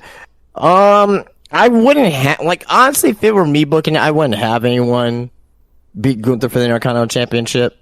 But I think the closest right now is probably going to be Chad Gable. They're going to tell that story, and they're going to put on a fucking awesome match at WrestleMania. Assuming that's going to be Chad Gable, but it seems like signs are pointing towards that right now. Sami Zayn, it could be Sami Zayn too. It could be Sami Zayn too. You know? I'll be fine with either or. You know what I mean? Or maybe they can make it a triple threat match just like last year, but I think the story that they want to tell right now, and kind of like that face to face that Gunther had with Chad Gable, I think they're probably gonna lean towards Chad Gable. Yeah. I don't know what they'll do with Sami Zayn. I don't know. But it's a very interesting situation there for sure.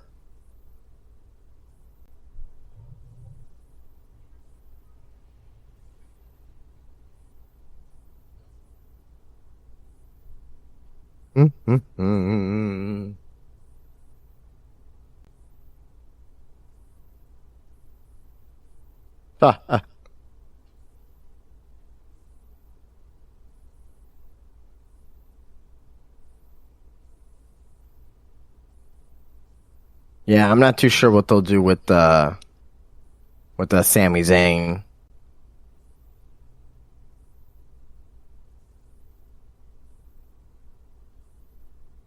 There was apparently a leaked WrestleMania card. So I'll just say this: in this leaked WrestleMania card, Sami Zayn is involved he's involved. I'll just say that. So, but I don't really take any cadence to this at all. So, but we'll see. The corny's gimmick from the new generation era WWE. Oh man, like there's a lot of corny gimmicks. Mantar's up there. The Goon, the hockey player, right? T.L. Hopper, the dirty white boy. Yeah, that's pretty bad too. The fucking plumber. There were bad gimmicks. Oh, Fantasio, or whoever that was, the magician mime. I'm back. So yeah, I'll probably say those are probably some of the most corny gimmicks from the new generation era.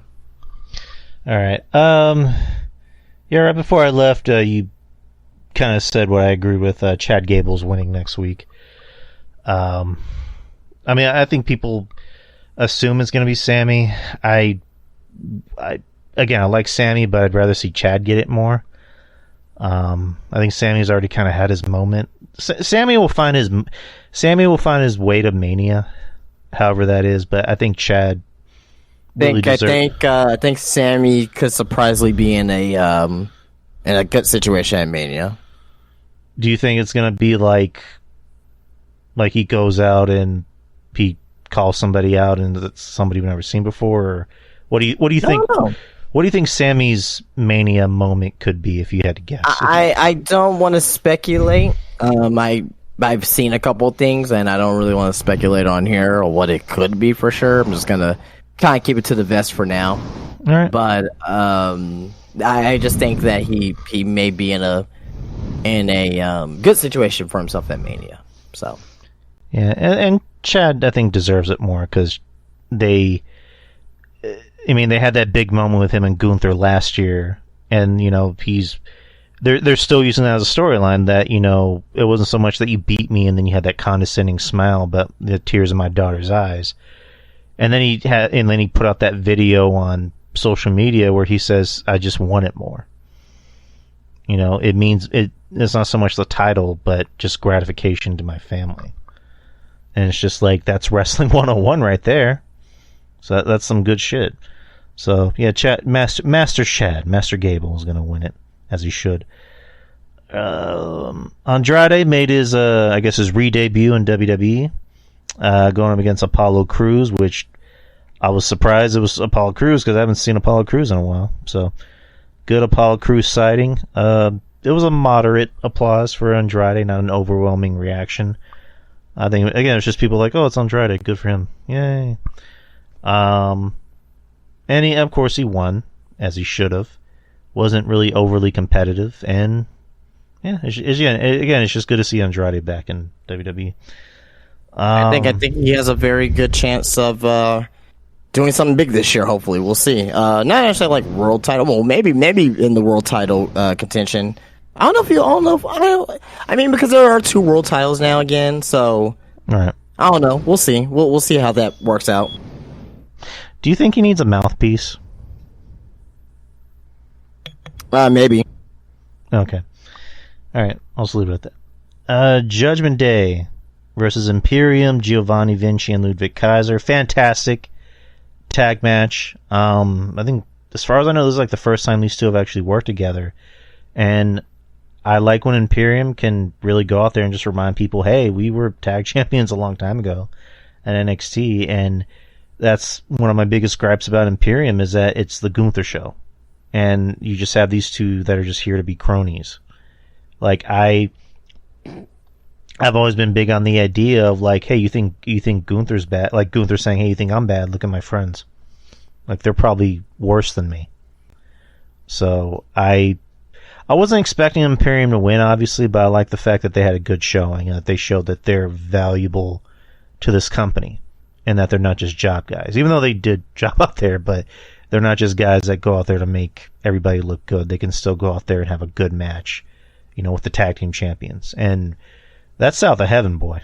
Like when fucking Pat McAfee's like doing his like, Madden football shtick of, he lifted him up. He lifted him 13 feet in the air. Like I thought that was funny. But great tag team match. Great, as you would say, great TV match.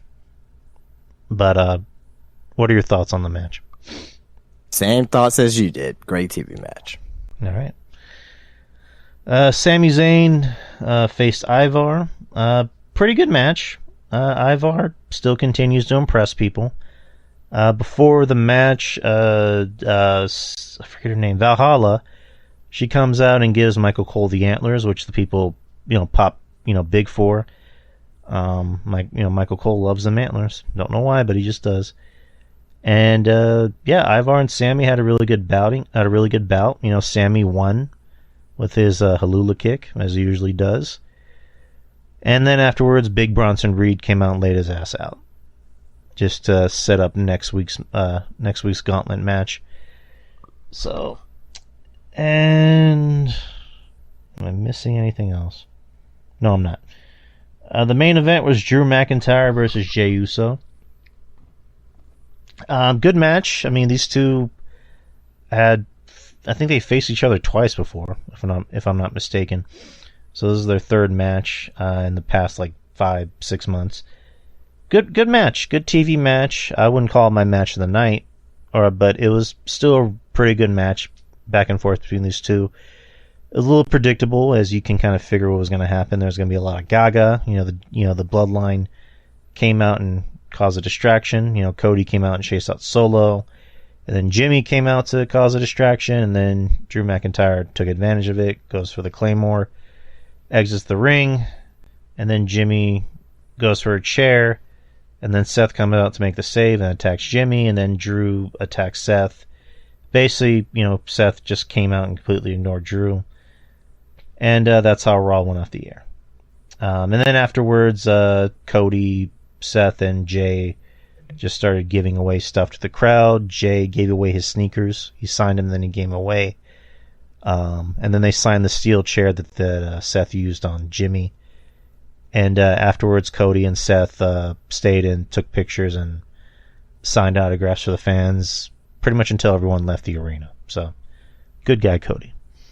But that was Raw, people.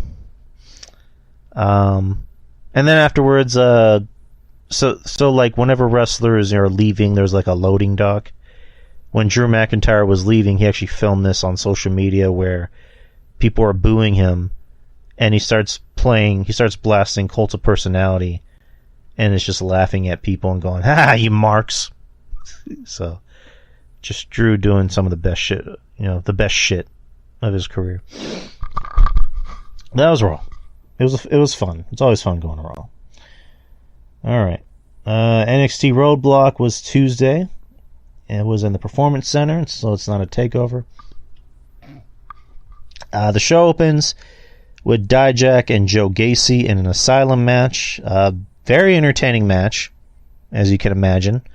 I like Joe Gacy in this crazy role. I wasn't digging him in his what do you call it, leftist virtue signaling. We have to love everybody Joe Gacy role. I kind of like this Joe Gacy a little bit better. Came out in a straitjacket. There was a bit where Dijak actually does a moonsault off the cage, which is pretty surreal to watch for a big guy. And I think we kind of picked Joe Gacy to win because Joe Gacy needed a win, but Dijak won, which I don't hate because I like Dijak. I don't agree with this whatsoever, but right. But it is. But yeah, Dijak won, which again I like Dijak, but I thought Joe Gacy probably could have used this one more. Very good match. It's just that like you just keep beating Joe Gacy. Like now it's gonna get to the point where no one's gonna fucking care about him. You know what I mean? Like if you're gonna keep having Dijak, do something with fucking Dijak then. So I don't know. Like push Dijak, have him go after the fucking NXT title or something. Like do something with him. If you have him keep being Joe Gacy, you know what I mean? Like Joe Gacy, he's been put up with a lot of crap and hasn't really had much of an opportunity ever since that NXT title feud with Braun Breaker. It's like I agree.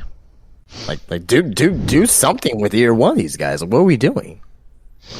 Not a damn thing. Next is you had the tag team championship match. You had the Wolf Dogs, Baron Corbin and Braun Breaker, versus Chase University, Andre Chase and Duke Hudson, with the rest of Chase U. Fun match, fun little tag match. Wasn't really anything special. It was a little predictable. I don't think anyone expected Chase U to win, because I don't think Braun or Baron are dropping these tag titles anytime soon. More than likely at Stand and Deliver, now that Braun's on the main roster. But still a fun match. Can't really add too much to it. I know there's drama happening in Chase U, more so with Thea Hale and JC Jane. JC Jane is shit talking Chase U behind their back, calling them losers, calling Thea a loser, and then after the match you see JC make the loser sign to Thea, and then Thea storms all the way to the back to pick a fight with Kiana James. But yeah, that was the match. I don't know if you have any thoughts about that. Not really. Okay. Singles match, you had the re-debut of Shawn Spears, the formerly known Ty Dillinger, who comes out to wrestle a fellow by the name of Uriah Connors, who's actually Brogdon Finlay. The son of Fit Finlay. This is Brogan. Brogan Finlay. Yeah. There you go. This was a squash. This was only 72 seconds.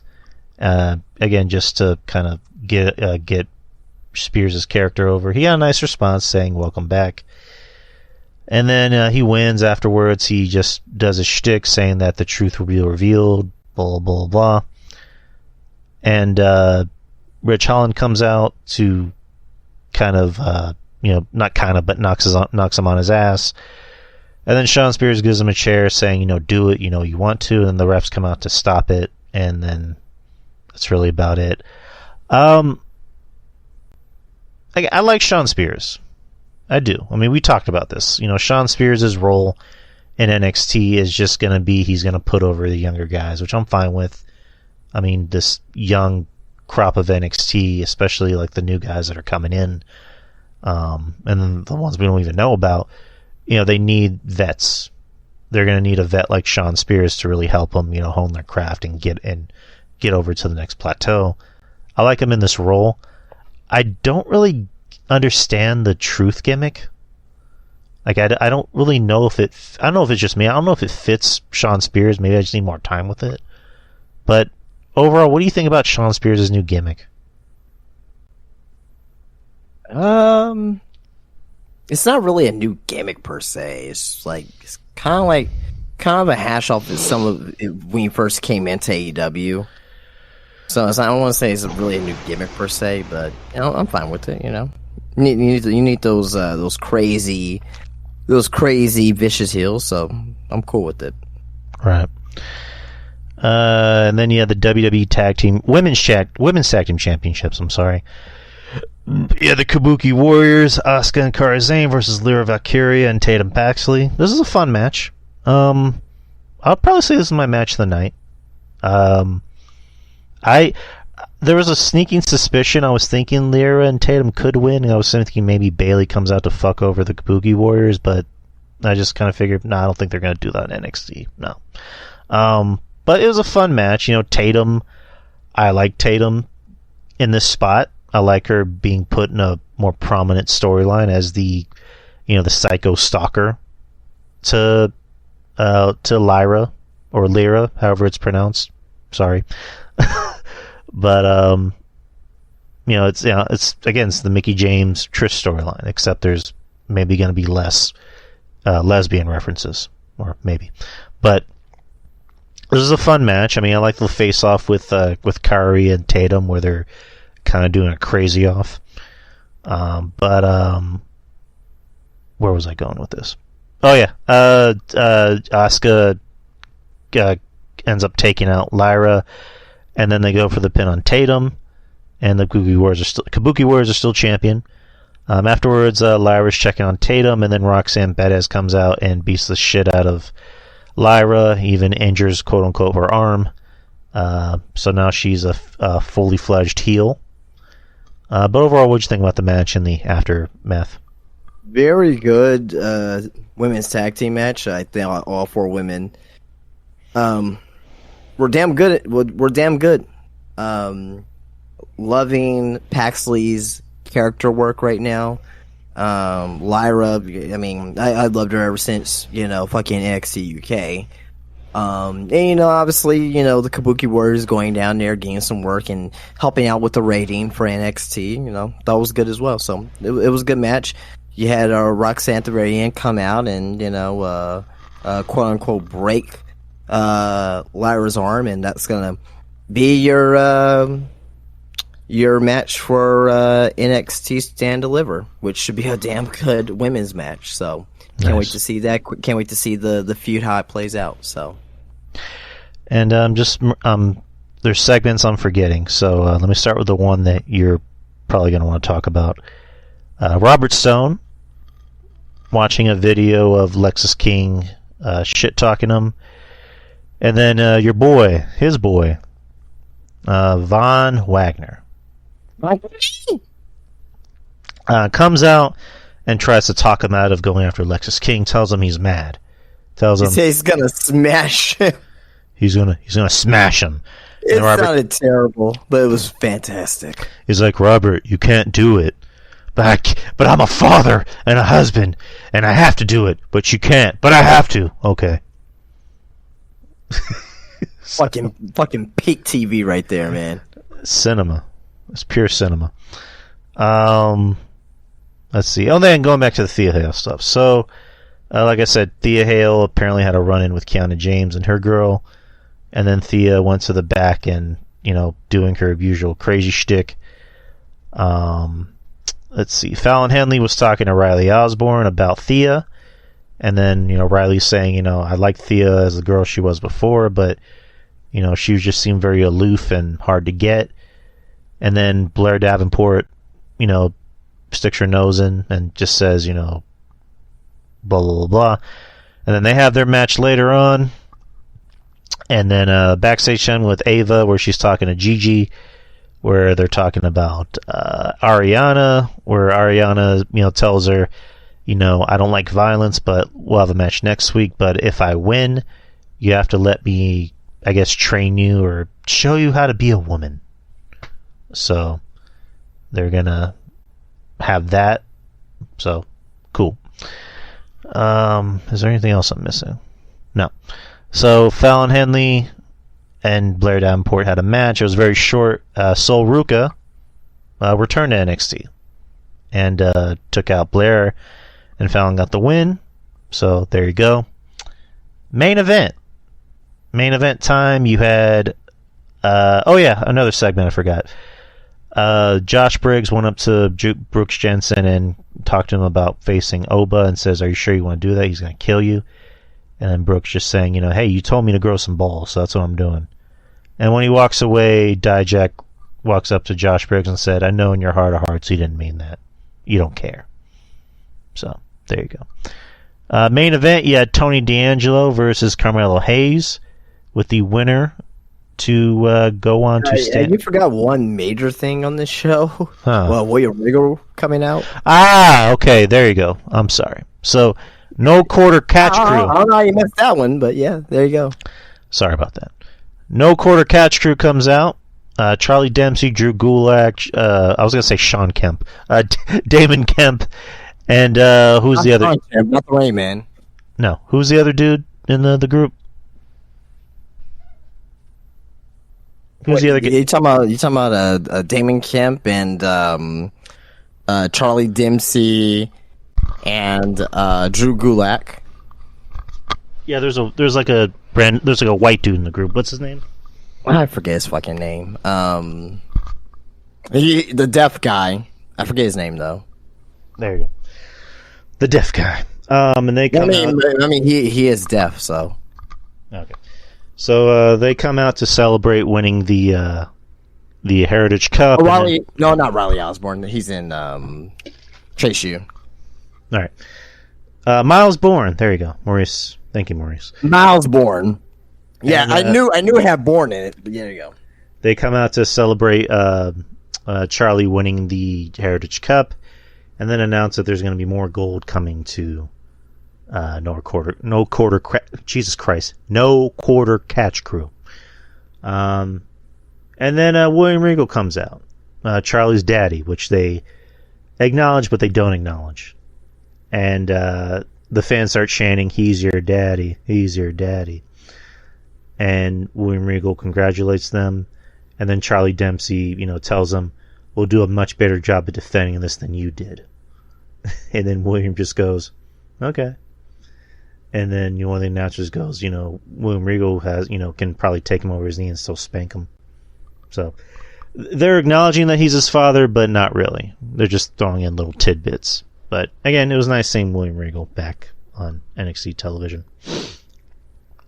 Quick question. Do you think that they're probably going to end up? I just saw something. I don't think it's going to happen. If it does, so be. It'll be great. Do you think William Regal is going to end up managing No Quarter Catch Crew?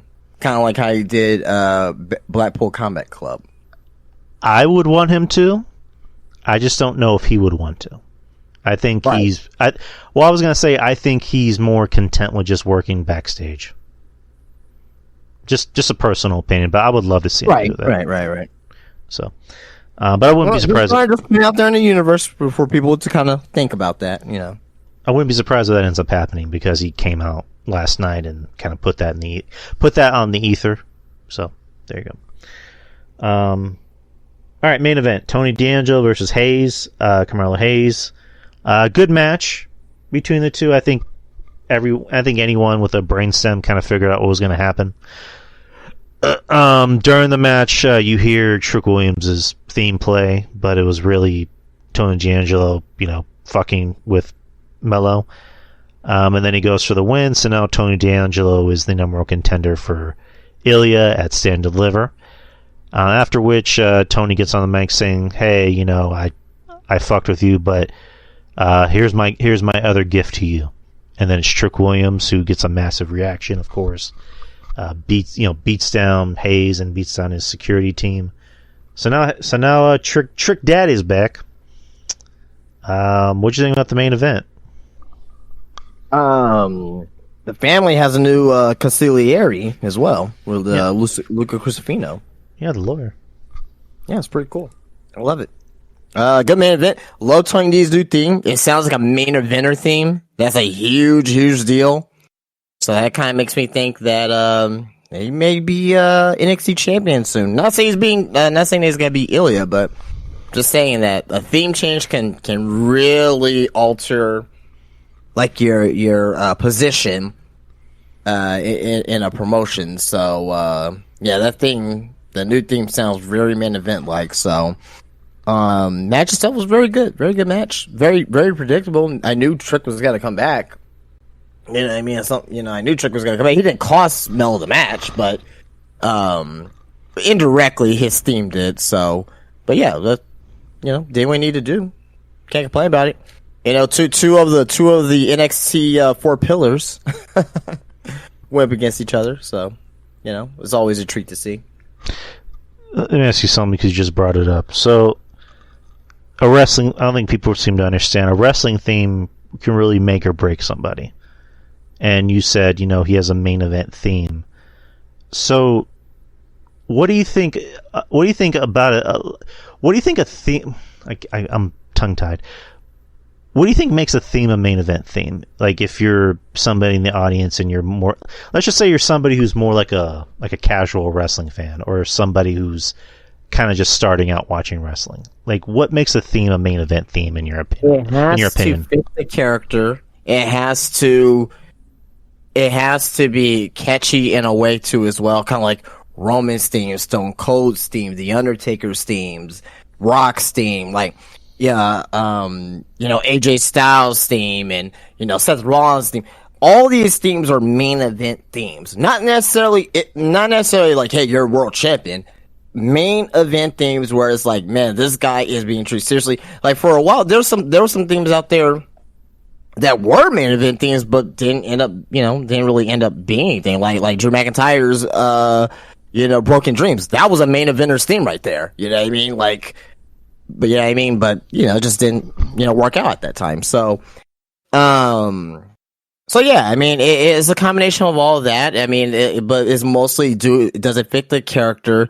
Is it something that's gonna eventually be able for the crowd to actually not necessarily sing along with, but they know that theme as soon as it hits, right?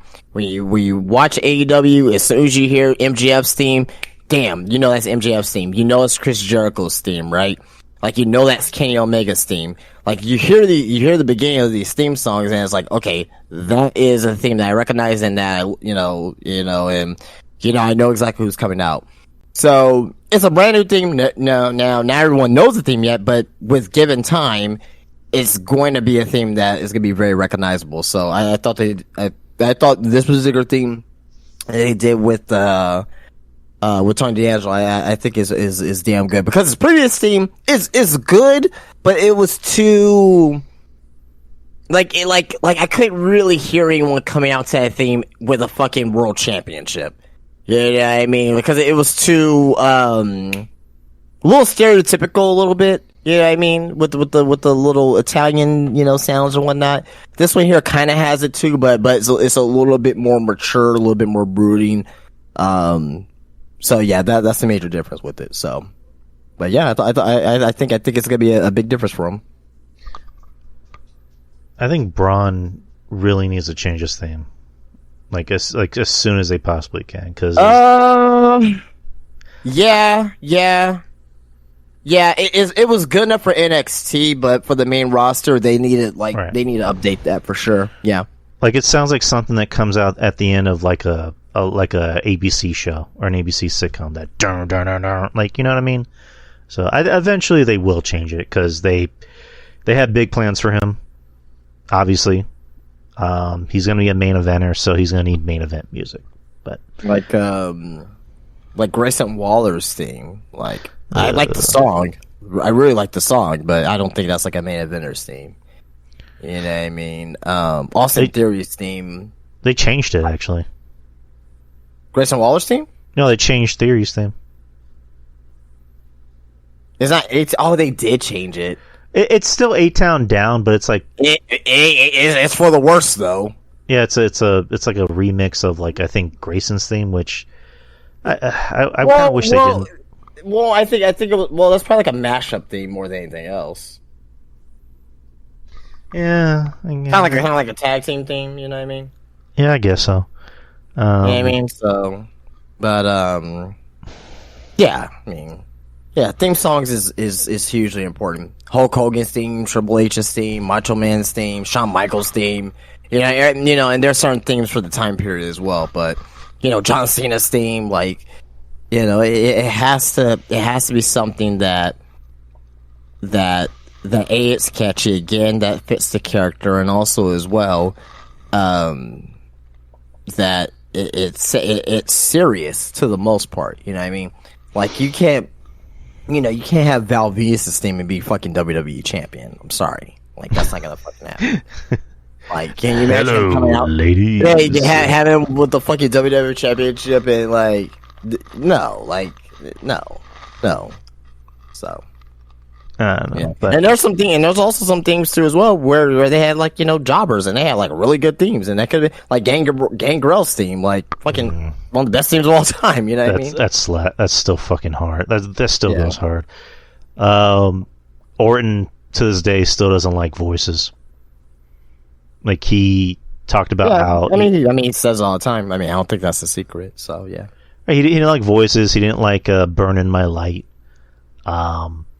He came out one night with "This Fire Burns," but they gave it to CM Punk, which I remember that show, and I rewatched the clip. I'm like, that actually went well with Orton. I don't know why they didn't give it to him. And then Cena talked about how originally he was supposed to be a heel in his second Mania match with The Rock, and they even had music picked out, but Vince vetoed against it. But yeah, at the end of the day, music really does help someone set themselves apart from everyone else. Yeah, music you can have everything, but if you don't have a good theme song, man, it'll be really rough for you, pretty much. Right. That was NXT Roadblock. And then I guess we can kind of skim through Dynamite. I watched the first hour, so I kind of saw, I guess, some of the big shit. The show opened with Swerve coming out and promising, that he will be AEW World Champion.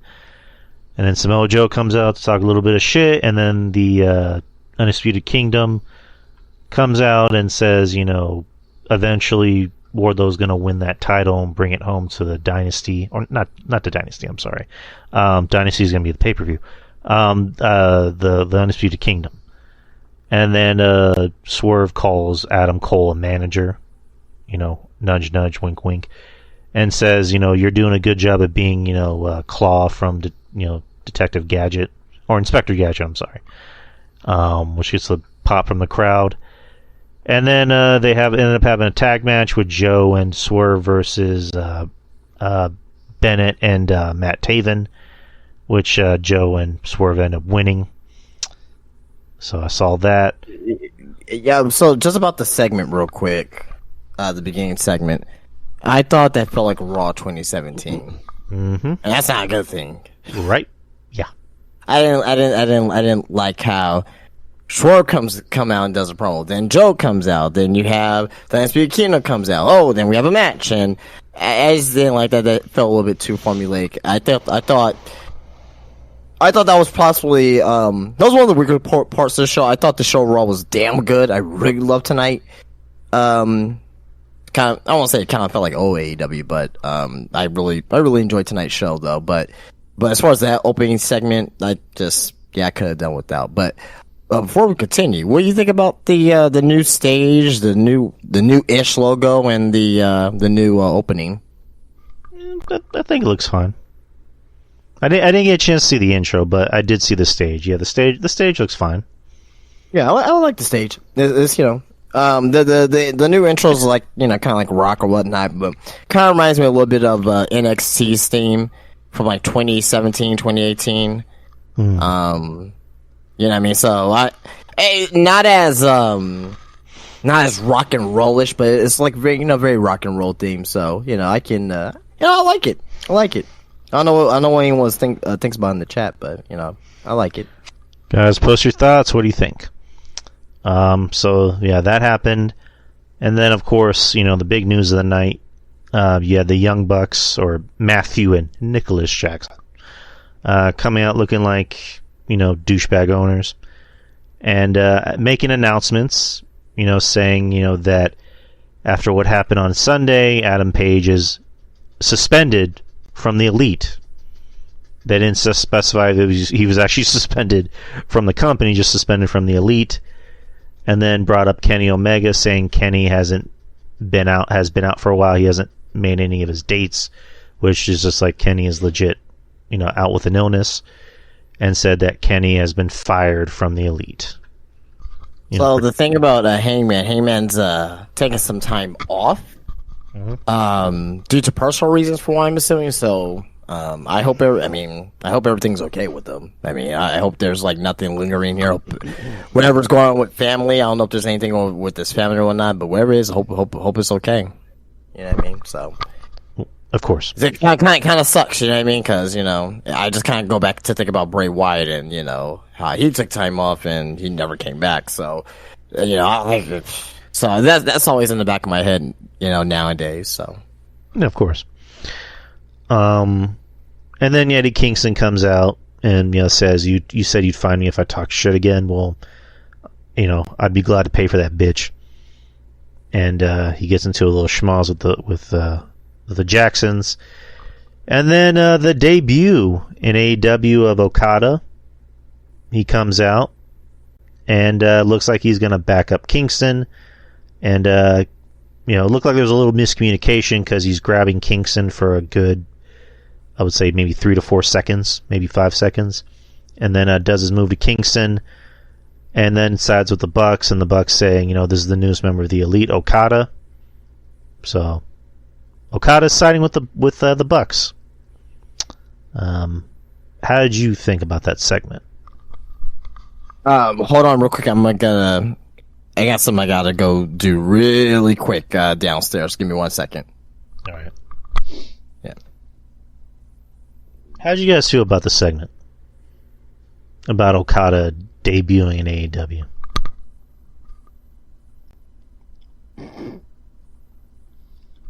I thought it was it didn't hit the way it should have. I don't know. Again, I'm not an Okada enthusiast, but I do know this guy is one of the biggest names, if not the biggest name in Japanese wrestling. And you're going to have him debut in a lineup and pretty much being put on the Bucks' thumb. So just again, I don't care for the Bucks at all. Good for them for doing a heel gimmick and playing into the fact that they're fucking douchebags. But bringing in Okada and putting him with the Bucks, I don't like it. I'm not a fan of it. I guess this plays into the storyline of them firing Kenny from the Elite, and then eventually they can do that dream match of Kenny and Okada at Wembley. So, all right. Sorry about that. no, don't worry about it. Yeah. Sorry. I was gonna say. So, everything all right? Yeah. Okay. So, Okada debuting in AEW. How'd you feel about it? How do you think the segment went in your opinion? I think it's a great idea to put him with the Young Bucks. Okada, obviously, he's not someone that can speak on his own in English for long periods of time. He's not like Nakamura. Nakamura, he's very coherent with his promos. He can speak English just fine, and he can cut promos that way. Okada's not that. He can speak English, but putting him with the Young Bucks and having the Young Bucks quote unquote fire Kenny Omega, that's just a perfect story to have with a babyface Kenny Omega returning to go up against a heel Kazuchika Okada. And Okada hasn't been heel in almost 10 years. So I like it. I think it's a great idea. I think it's going to be hot TV. This is something that AEW needs to do. I think that AEW wants to push Will Ospreay as a top babyface. And if they have Okada there, they can't also push Okada as a top babyface too. So put him with the Young Bucks. He's going to get instant heat with them. And just having that dream match with well, I mean, it's not really it is a dream match but it's happened like several times already. Dream match to happen in AEW. Okada versus Kenny Omega. Maybe at Wembley. They may do it at Wembley. I don't know. Yeah. We'll see. That'll probably be the best thing to do, I think. Is if they build up to Wembley, but I thought it was the right decision 100%. To do it. I know you probably don't like it because you hate the Young Bucks, but yeah, I think this was the smart move because like if you just have Okada just be out there and just be like, oh, Okada's here, he's just a babyface who can't cut promos in English, then not saying that the fans will start becoming different to him because it's a different fan base, but there'll be like some of the fans who don't watch New Japan who won't get emotionally connected to him. And with the Young Bucks there to cut promos for him, even though that it's the Young Bucks and I don't really like their promos that much, but at least they'll have he like the Young Bucks will get Okada heat in that perspective. So especially with this new role as well. So I thought this was it wasn't an idea I thought about, but I'm definitely welcoming to it. Now we gotta see what Tony Khan does with this. Now I trust Tony Khan more to do something like this versus like, oh, we got Hook versus Brian Cage. Oh, there's a feud going on there. How are we going to do it? You know what I mean? I trust this more because the Young Bucks is his boys and Okada, he signed Okada to a big contract. So I expect this to be, at least coherent for the most part. But what was your opinion about it? Or I didn't hear your opinion about it. I mean, again, just how I feel about the Bucks, but you explained it a little better. It makes sense from a storyline perspective and also a way to get over Okada. Because, if you just bring him in as like, hey, it's Okada, he's great wrestler, man. And he can't really cut promos on his own. It's just like, how are you going to do it? So, yeah, right. I mean, they kind of set it up in the beginning of the promo where they fired Kenny, quote unquote. Right. And, again, what's Kenny's medical illness again? Was it diverticulitis? Yeah, the Brock Lesnar condition, yeah. Right. So he was actually doing like a Final Fantasy stream, so he's out in public doing stuff, but he just can't physically wrestle right now. So again, I'm not sure how long that's going to take, but it's March and All In's in September, right? No, that's All Out. It's August. So maybe like July. So we got 5 months. Well, no, because last year they did back-to-back weeks. So I hope they don't do it again like that this year, because that'll be stupid. But 5 months all in all. So, I mean, I'm assuming that's going to be your main event match, is Okada and Omega in AEW. So maybe for. If they do it back-to-back weeks again, I could see them saving it to All Out, and have Will Ospreay versus maybe Swerve, I don't know, or Adam Cole, I have no idea, in Wembley for the main event. So. I mean, I would think they'd want, Okada. I think this is just me. This is just calm thinking, but yeah, I mean, but Will Ospreay, that's their big sign too as well, and that's his home crowd. So I think they probably go something with that. I don't know. Not wrong, but yeah, that's just kind of how I feel. And then it kind of looks like Okada's first opponent is Eddie, which we'll see how that works out. But overall, the segment went how I guess it was supposed to go. Especially other than that miscommunication on the spot with Okada and Eddie. But yeah, that was the first hour of AEW I watched, and I kind of tapped out after that. So yeah. Well, I'm not about to take over. We can just move on then. All right then. So that was the AEW report. well, I would just say Will Ospreay and Cal Fletcher was a fucking fantastic match. But yeah. If no one else cares, then we can just move on. Alrighty then. So Hall of Fame inductions. We have 2 announcements for the Hall of Fame, the WWE Hall of Fame. We'll start with the big one. Paul Heyman. Paul Heyman was announced as the first inductee to the WWE Hall of Fame on Monday, and they announced it on Monday Night Raw, where Michael Cole even brought up Taz and Jim Ross. I think we kind of all expected this since WrestleMania's in Philly. Philly is kind of ECW stomping grounds, so good for Paul Heyman. It's kind of the last of the Mohegans, essentially, where, how many other big names can we put into this Hall of Fame? But, very well deserving to Paul Heyman. Couldn't think of anyone else. What do you think about the induction? 100% makes sense. He's well overdue, well deserved, and should be a great speech. Oh, that's going to be a fucking amazing speech. Who do you think inducts him? Bully Ray or Tommy Dreamer. I think you said if Tommy Dreamer tries to induct him, he's going to kill him, probably. Yeah, he'll probably shoot him on the stage. I don't know. Hey, that'll make for good ratings. Maurice Bear says Austin. Look, here's the thing about Austin. I don't disagree, but there has been rumors that Stone Cold could possibly be involved at WrestleMania in the possibly be involved with the Bloodline versus Cody, and maybe like a surprise for Austin comes down the Rock. I will have Austin away from all WrestleMania activities because if he's there, he's gonna give away of a possible surprise. And plus I want to announce it in advance too as well.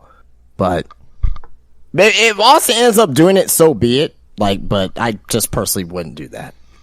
So you think all in all might be Roman? I mean, you said Bully Ray and Tommy Dreamer. I think it's Bully Ray, or it could be Roman too. Roman has a chance too. But honestly, I think it could be either Bully Ray, Tommy Dreamer. Those are my 2 right now. Maybe even Mick Foley too. I'm gonna throw a sleeper out there. Mick Foley could be one too. So you think overall it's just gonna be like an ECW guy? It has to be. It's in Philly. It has to be. Okay, all right. I'm not disagreeing with you. I wouldn't be opposed. Second WWE Hall of Fame inductee announced was maybe Sandman or Sabu. Ooh, I would love it. I love Sandman. Just all drunk on stage, like, yeah, you guys fucking fired me almost 20 years ago. Well, apparently Sandman doesn't have hard feelings about WWE. I know, but it would just be hilarious. And Sabu would just be depressing. Oof. All right, so the second inductee to the Hall of Fame was announced today, I believe. Bull Nakano. She will be in the WWE Hall of Fame. News broke Wednesday morning. Nakano is considered one of the greatest women's wrestlers of all time after making her debut in Japan in the 1980s and becoming one of the top draws for All Japan Women's Pro Wrestling. And in the 90s, she went to Mexico, where she won the CMLL World Women's Championship in 1992, and then just goes off to give more of her accolades. I know you're probably happy about this. I know you're a big fan of Bull Nakano. Yeah, it has. She's one of the. I'll say this: Bull Nakano and Medusa, aka Alundra Blaze, had the best women's WWE match of all time before 2014. Period. Like, they were ahead of their time. Women like Bull Nakano, Medusa, Naomi Toyota, fucking, like, just women that were ahead of their time that can probably, like, get back in the ring. Like, let's say, not get back in the ring today, obviously, right? But if they take what they did back in, 1994, 95, 96 and put them in the ring today, they will still be fairly comparable to what they're doing. So it's, it's very much so well deserved. Joshi wrestling, it has its detractors, but it also has a huge fan base as well. And I know a lot of people in the Joshi community is over the moon with this. This is one Hall of Fame inductee that I didn't see coming, but I'm glad that it's here. And not only that she was in WWF in the mid '90s, and but also in WCW too as well. So, but yeah, like she more than deserves it. More than deserves it. So, one of the most innovative women of all time. So, you think Alundra inducts her? I think it has to be, right. I think it has to be. Kind of makes sense. 100%. If not,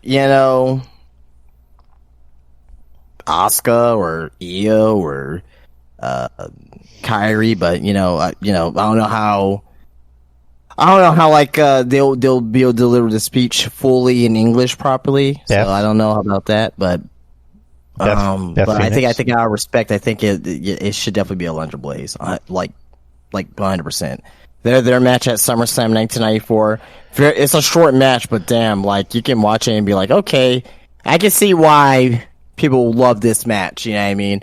And as far as, I'm not talking about fucking of all the fucking women's wrestling, because Naomi Toyota, Naomi Toyota, if she were to be coming up today, she'll be probably known as the best women's wrestler today, because she was doing fucking springboard drop kicks and springboard dives to the outside, and that some women don't even fucking do today. So it's like she was doing fucking electric chair drops, bridge pins and shit like that. Just amazing shit. So I hope she gets recognized one day as well, but she never wrestled in WWE either, so I don't know if she'll ever get that recommendation. So all right. Next on the news, Santana gone from AEW. Santana was removed from the AEW roster this afternoon, confirming his exit from the company. Santana debuted in the first episode of AEW Dynamite alongside with his partner Ortiz, and however, both men had a falling out and the team split up on screen.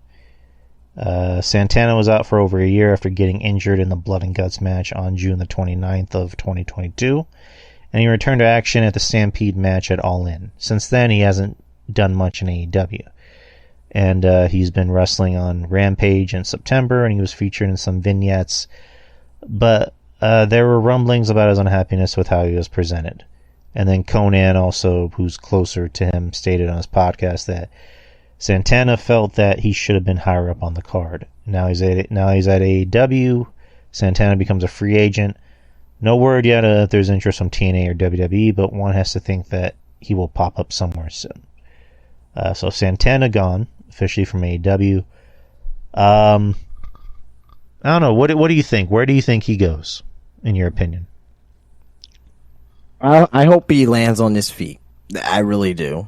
As far as where he's going to go, I can't see him going to WWE. Why not? I what do you do with them? I mean, there's always a use for him. He's entertaining, he's talented, and he's bigger. Oh, okay. What do you do with them? I mean, you can put him in a faction. Okay, we have a lot of those. Do you think he's LWO? Do you think he works better as a heel or a face? Heel. All right, put him with Legato. Or I don't see him in it. I just don't see him in WWE. The main reason is because I think he works better in a tag team environment. But Ortiz, him and Ortiz obviously have beef with each other, so that's not gonna fucking happen. I just don't see WWE taking him. Now I may be wrong. If I'm wrong, great. I'm glad I'm wrong. Right? I can, like, guys, when I'm making predictions here, I don't care if I'm right or wrong here. I really don't. I'm just making my personal opinion what I think is. But if he goes to WWE, makes some money, if they use him properly, good, great. Love to see the boys make more fucking money, right? And being used properly. I just personally don't think that him going to WWE will end up being his career. I think if he goes back to TNA, they may end up doing something with them. I can't really guarantee that either. But he's got to land on his feet in some fashion. I don't see him going to Japan. I can see him being in the Indies for a while. And now if he goes to the Indies for a while and revamps his character and comes up with a couple things, then great. But just right now, he's just Santana. There's no background to him. There's no story. He's just one half of fucking Proud and Powerful, one half of LAX. That's all he is right now. I think he needs to go back to the Indies, kind of revamp what he wants to do with his character. Not saying come with a new gimmick, but revamp his character because he can talk. He can talk. He's a great talker. He can wrestle great in the ring too as well. It's just I just think right now there's no identity to him to where that he goes to WWE, he's with the Legato, and then what? You know what I mean? It's like they need to establish him first.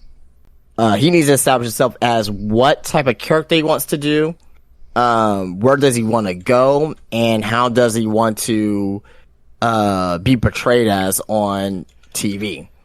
You know what I mean? Then once Mike Santana figures that out, then great. But as of right now, I mean, yeah, I don't really see WWE using him to his full potential. So I don't know how old is he too. I know he's probably in his 30s too. So let me do a quick internet search. Mike Santana. He is... It's not telling me shit. Oh, he's, what's his real... Is his real name, Mark or Miguel? Either way, he's 32. So... Okay, well, he's 32 years old. Okay, so... That answers that question. He's...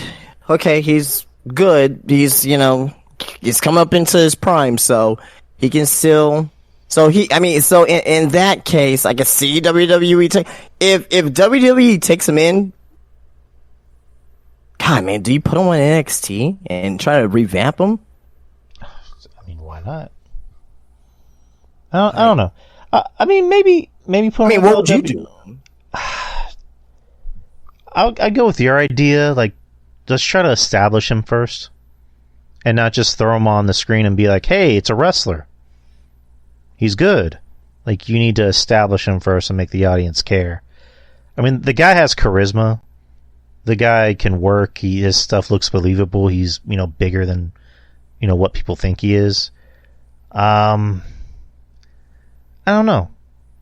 I don't know if you put him in NXT or maybe put him in, on the main roster and put him with LWO. I don't know. I don't know what you do, to be honest. But only time will tell. So, more AEW news, and we talked about this in the shop. Sammy Guevara has been suspended from AEW. Sean Ross Sapp of Fightful reported that concussion protocol was not followed after the Jeff Hardy match a few weeks ago. Jeff Hardy had a scary situation a few weeks ago when working a no DQ match on an AEW Rampage episode with Guevara. Hardy was injured during the bout when taking a knee to the head on a shooting star press. Hardy suffered a broken nose. Hardy said that he was okay to the referee, and they proceeded to go to the finish. Hardy has not been used since then.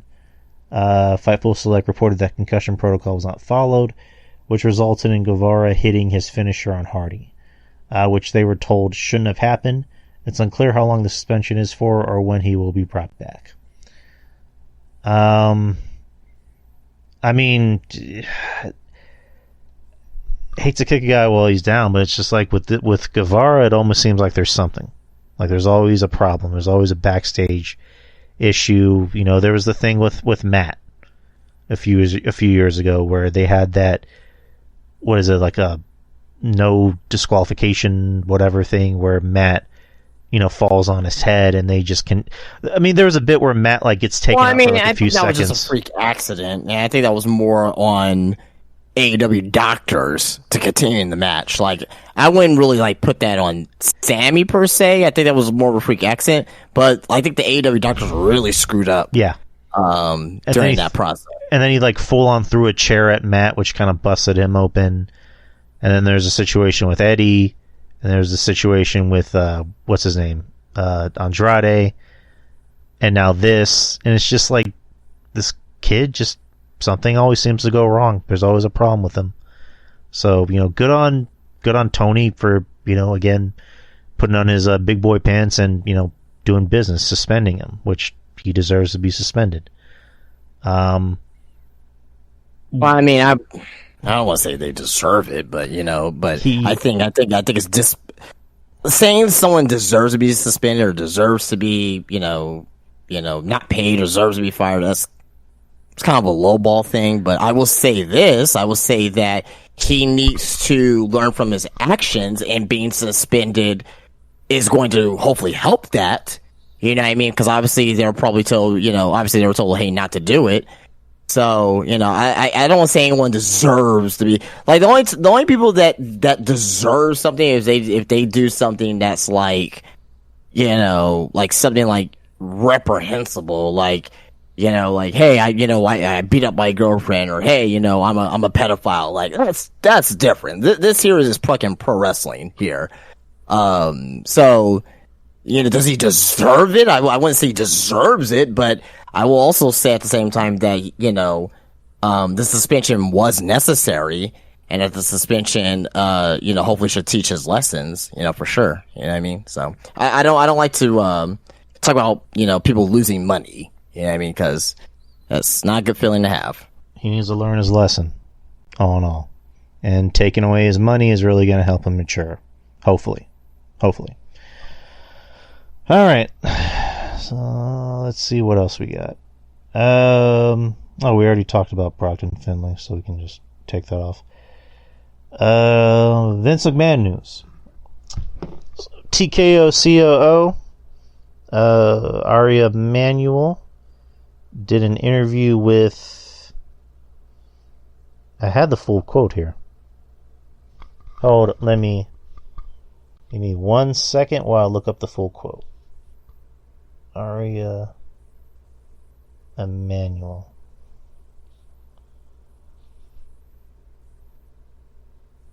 God damn it. That's not the quote I want.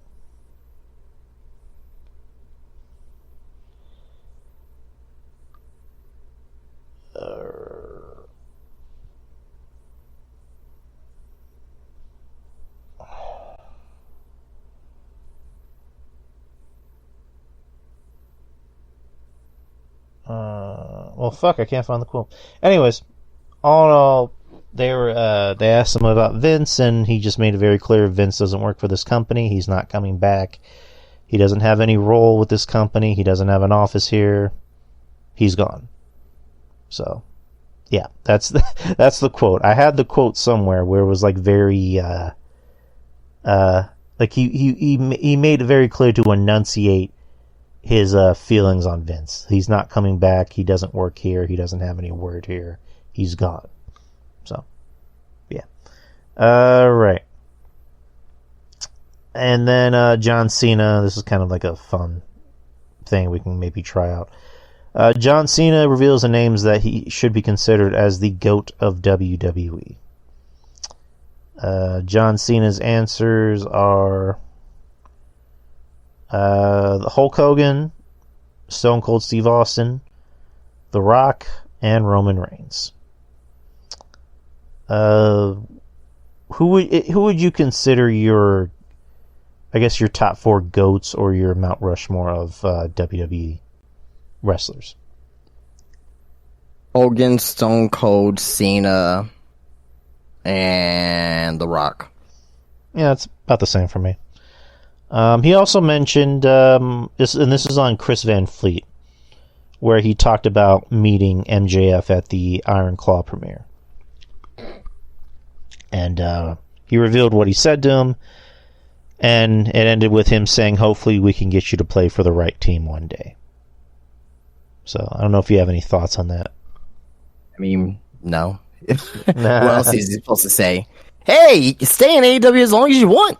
Like, no, like what else is he supposed to say? Yeah. Alright, ratings. Let's get to TV ratings. Alright, so where are we at? Let's start with last Wednesday on Dynamite. So the February 20th episode of Dynamite drew a 822,000 with a .29 in the demo. Let me get to the previous week. It was an 822 with a .29, so they were actually down the ratings.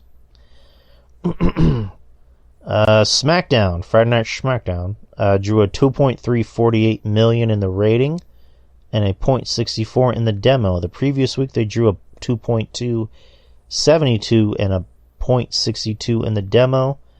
So they're actually up this week, so good for them. Watch on The Rock. The Rock, there you go. Rampage, the March 1st episode of Rampage drew a 344,000 and a .10 in the demo.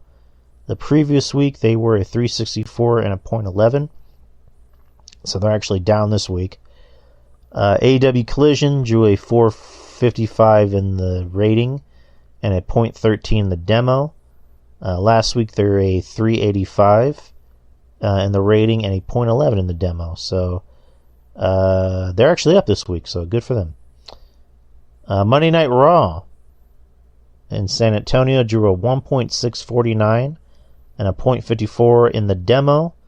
They're actually down this week. Last week they were a 1.738, .57 in the demo. The ratings for NXT have not come out this week, which is strange. Because usually, let me check. Hold on. Should have been out. Hold on. Let me go to a trusty source real quick. Oh wow. Oh no, it didn't come out. That is so strange. All right, never mind. It usually comes out at 3:00 on Wednesdays, but yeah, I didn't see anything here. Come to think of it, I did see Brandon Thurston say that there was going to be a delay in the NXT ratings. So okay, that makes sense. Why. But that's all the news I have. I mean, I got news, but I mean, it's kind of late, and I seriously doubt that you care about any of these news stories anyway. So I'm good. I know Matt Hardy's contract is expiring with AEW. So, I don't really think there's much to that. Yeah, and like you said, it's getting late. We're already doing 2.5 hours or close to 3. So we can just skip this day of wrestling history and just save it for another day when there's time. And then, so Dark Side of the Ring, the new season premiered with Earthquake, which I have yet to watch. I don't know if you had a chance to watch it. Nah. Okay. Heard it was good. Heard it was sad, obviously, because it's Dark Side of the Ring, but I mean, yeah, John Tenta. He, I follow his Instagram account that his son runs. So yeah. So I'll watch it. I'll definitely watch it when I have a chance. And then the A&E biographies started. The week prior was Randy Orton, which that was really good. That was probably one of the best ones I've seen. And then Sunday was Sergeant Slaughter. So, did you get a chance to watch the Randy episode? No. All right then. No, I mean, Yeah, I mean this. I mean I don't know about I can't watch current guys documentaries like that. I mean, I guess because they're still in the business right now. It's like, well, this story can fucking change any second. So. Oh, it was really good. So I don't know if you have a chance, check it out. But that's the show, people. We did 2 hours and 45 minutes. It's getting late into the night. But yeah, we got this show out. We will be back next week, same time, same channel, same Chanel. And as always, I want to thank my man here, Justin, for making the show worth it, and just being here, being my tag team partner in crime. Absolutely. And if anyone's interested, I did like a quick cameo on Unpopular Review with Jeff Lippman and C. Pena. And by cameo, I was literally just a cameo. I was there for maybe like under 10 minutes. Being the man in the street talking about Raw. So if you care, listen to that. And there's also the Patreon. I have a Patreon, which I have not put out any new episodes as of late, but that will be fixed. I do a show with Ruben. I do a show with little RJ, the Brooklyn Savage. I do a show with Jeff Lippman, and it's only $5 a month. You get all that shiznit for $5 a month. And this show, of course, you can find anywhere where podcasts are distributed. So if you have a podcast, and the Patreon podcasts, they're some of them are evergreen podcasts, right? Evergreen podcasts. Yeah, evergreen, like podcasts you could just go back and listen to, and it's like still relevant. So it's not like it's not necessarily like date based. Like you could be like, oh, it was like top 10 Marvel movies of all time, and stuff like that, right? Which me and RJ did. We've done like a top 10, top 5 list. We've done a retrospective on the MCU. We've done a retrospective on bad movies. Me and Ruben, in our earlier Patreon podcast, we talked about bad movies. We actually reviewed bad movies, and then that kind of got a little hard to do because like we really have to watch these bad movies and review them. So we just turned our show into like a pop culture show. It's kind of similar to Ruben's show, the Ruben Pine podcast, but it's called Culture Attack. And then Jeff's a busy man, so we'll get a chance to do a show every other month. So there's that. But that's where you can find me. Justin, talk to him a little bit about Spinebuster Tees. Yeah, spinebustertees.com. Go and visit the website. You can be able to get free shipping if you spend more than $40 before tax at checkout. You also have 10% off as well if you use Winter 10. I'm about to change it to Spring because Spring is almost here. It'll be Spring 10 eventually, but as of right now, Winter 10 at checkout, 10% off, and you'll save a little bit of money there. But of course, we have the designs on the website, the Just Enjoy Wrestling t-shirt. We have the Hardcore Wrestling t-shirt, the Pineapple Piece of Hill t-shirt. You have a array of t-shirts on the website. Check it out on spinebustertees.com. Follow me on Instagram under spinebustertees. Have a whatnot page on the top link on my Instagram page on Spinebuster Tees. And visit Spinebuster Tees at Wonderland of the Americas. Inside, upstairs, second floor at the little shops of the Wonderland of the Americas here in San Antonio, Texas. Come and visit. We have an array of bunch of wrestling stuff for any wrestler's needs. We have t-shirts, of course. We have action figures and Funko Pops and trading cards and autograph 8x10s and vintage magazines, lucha mask. I have everything for a wrestling fan's needs at very great prices as well. I mean, you get t-shirts for, $15 inside my shop. So brand new t-shirts, so you can't beat it. So if you ever come and visit, do look out for that. But Spinebuster Tees and spinebustertees.com. Yep, you heard it, peeps. And that, as we all say, is the end of the show. And it is late. It's almost midnight, so we are going to get out of here. And we will see you next week. So peace out, people, and be safe.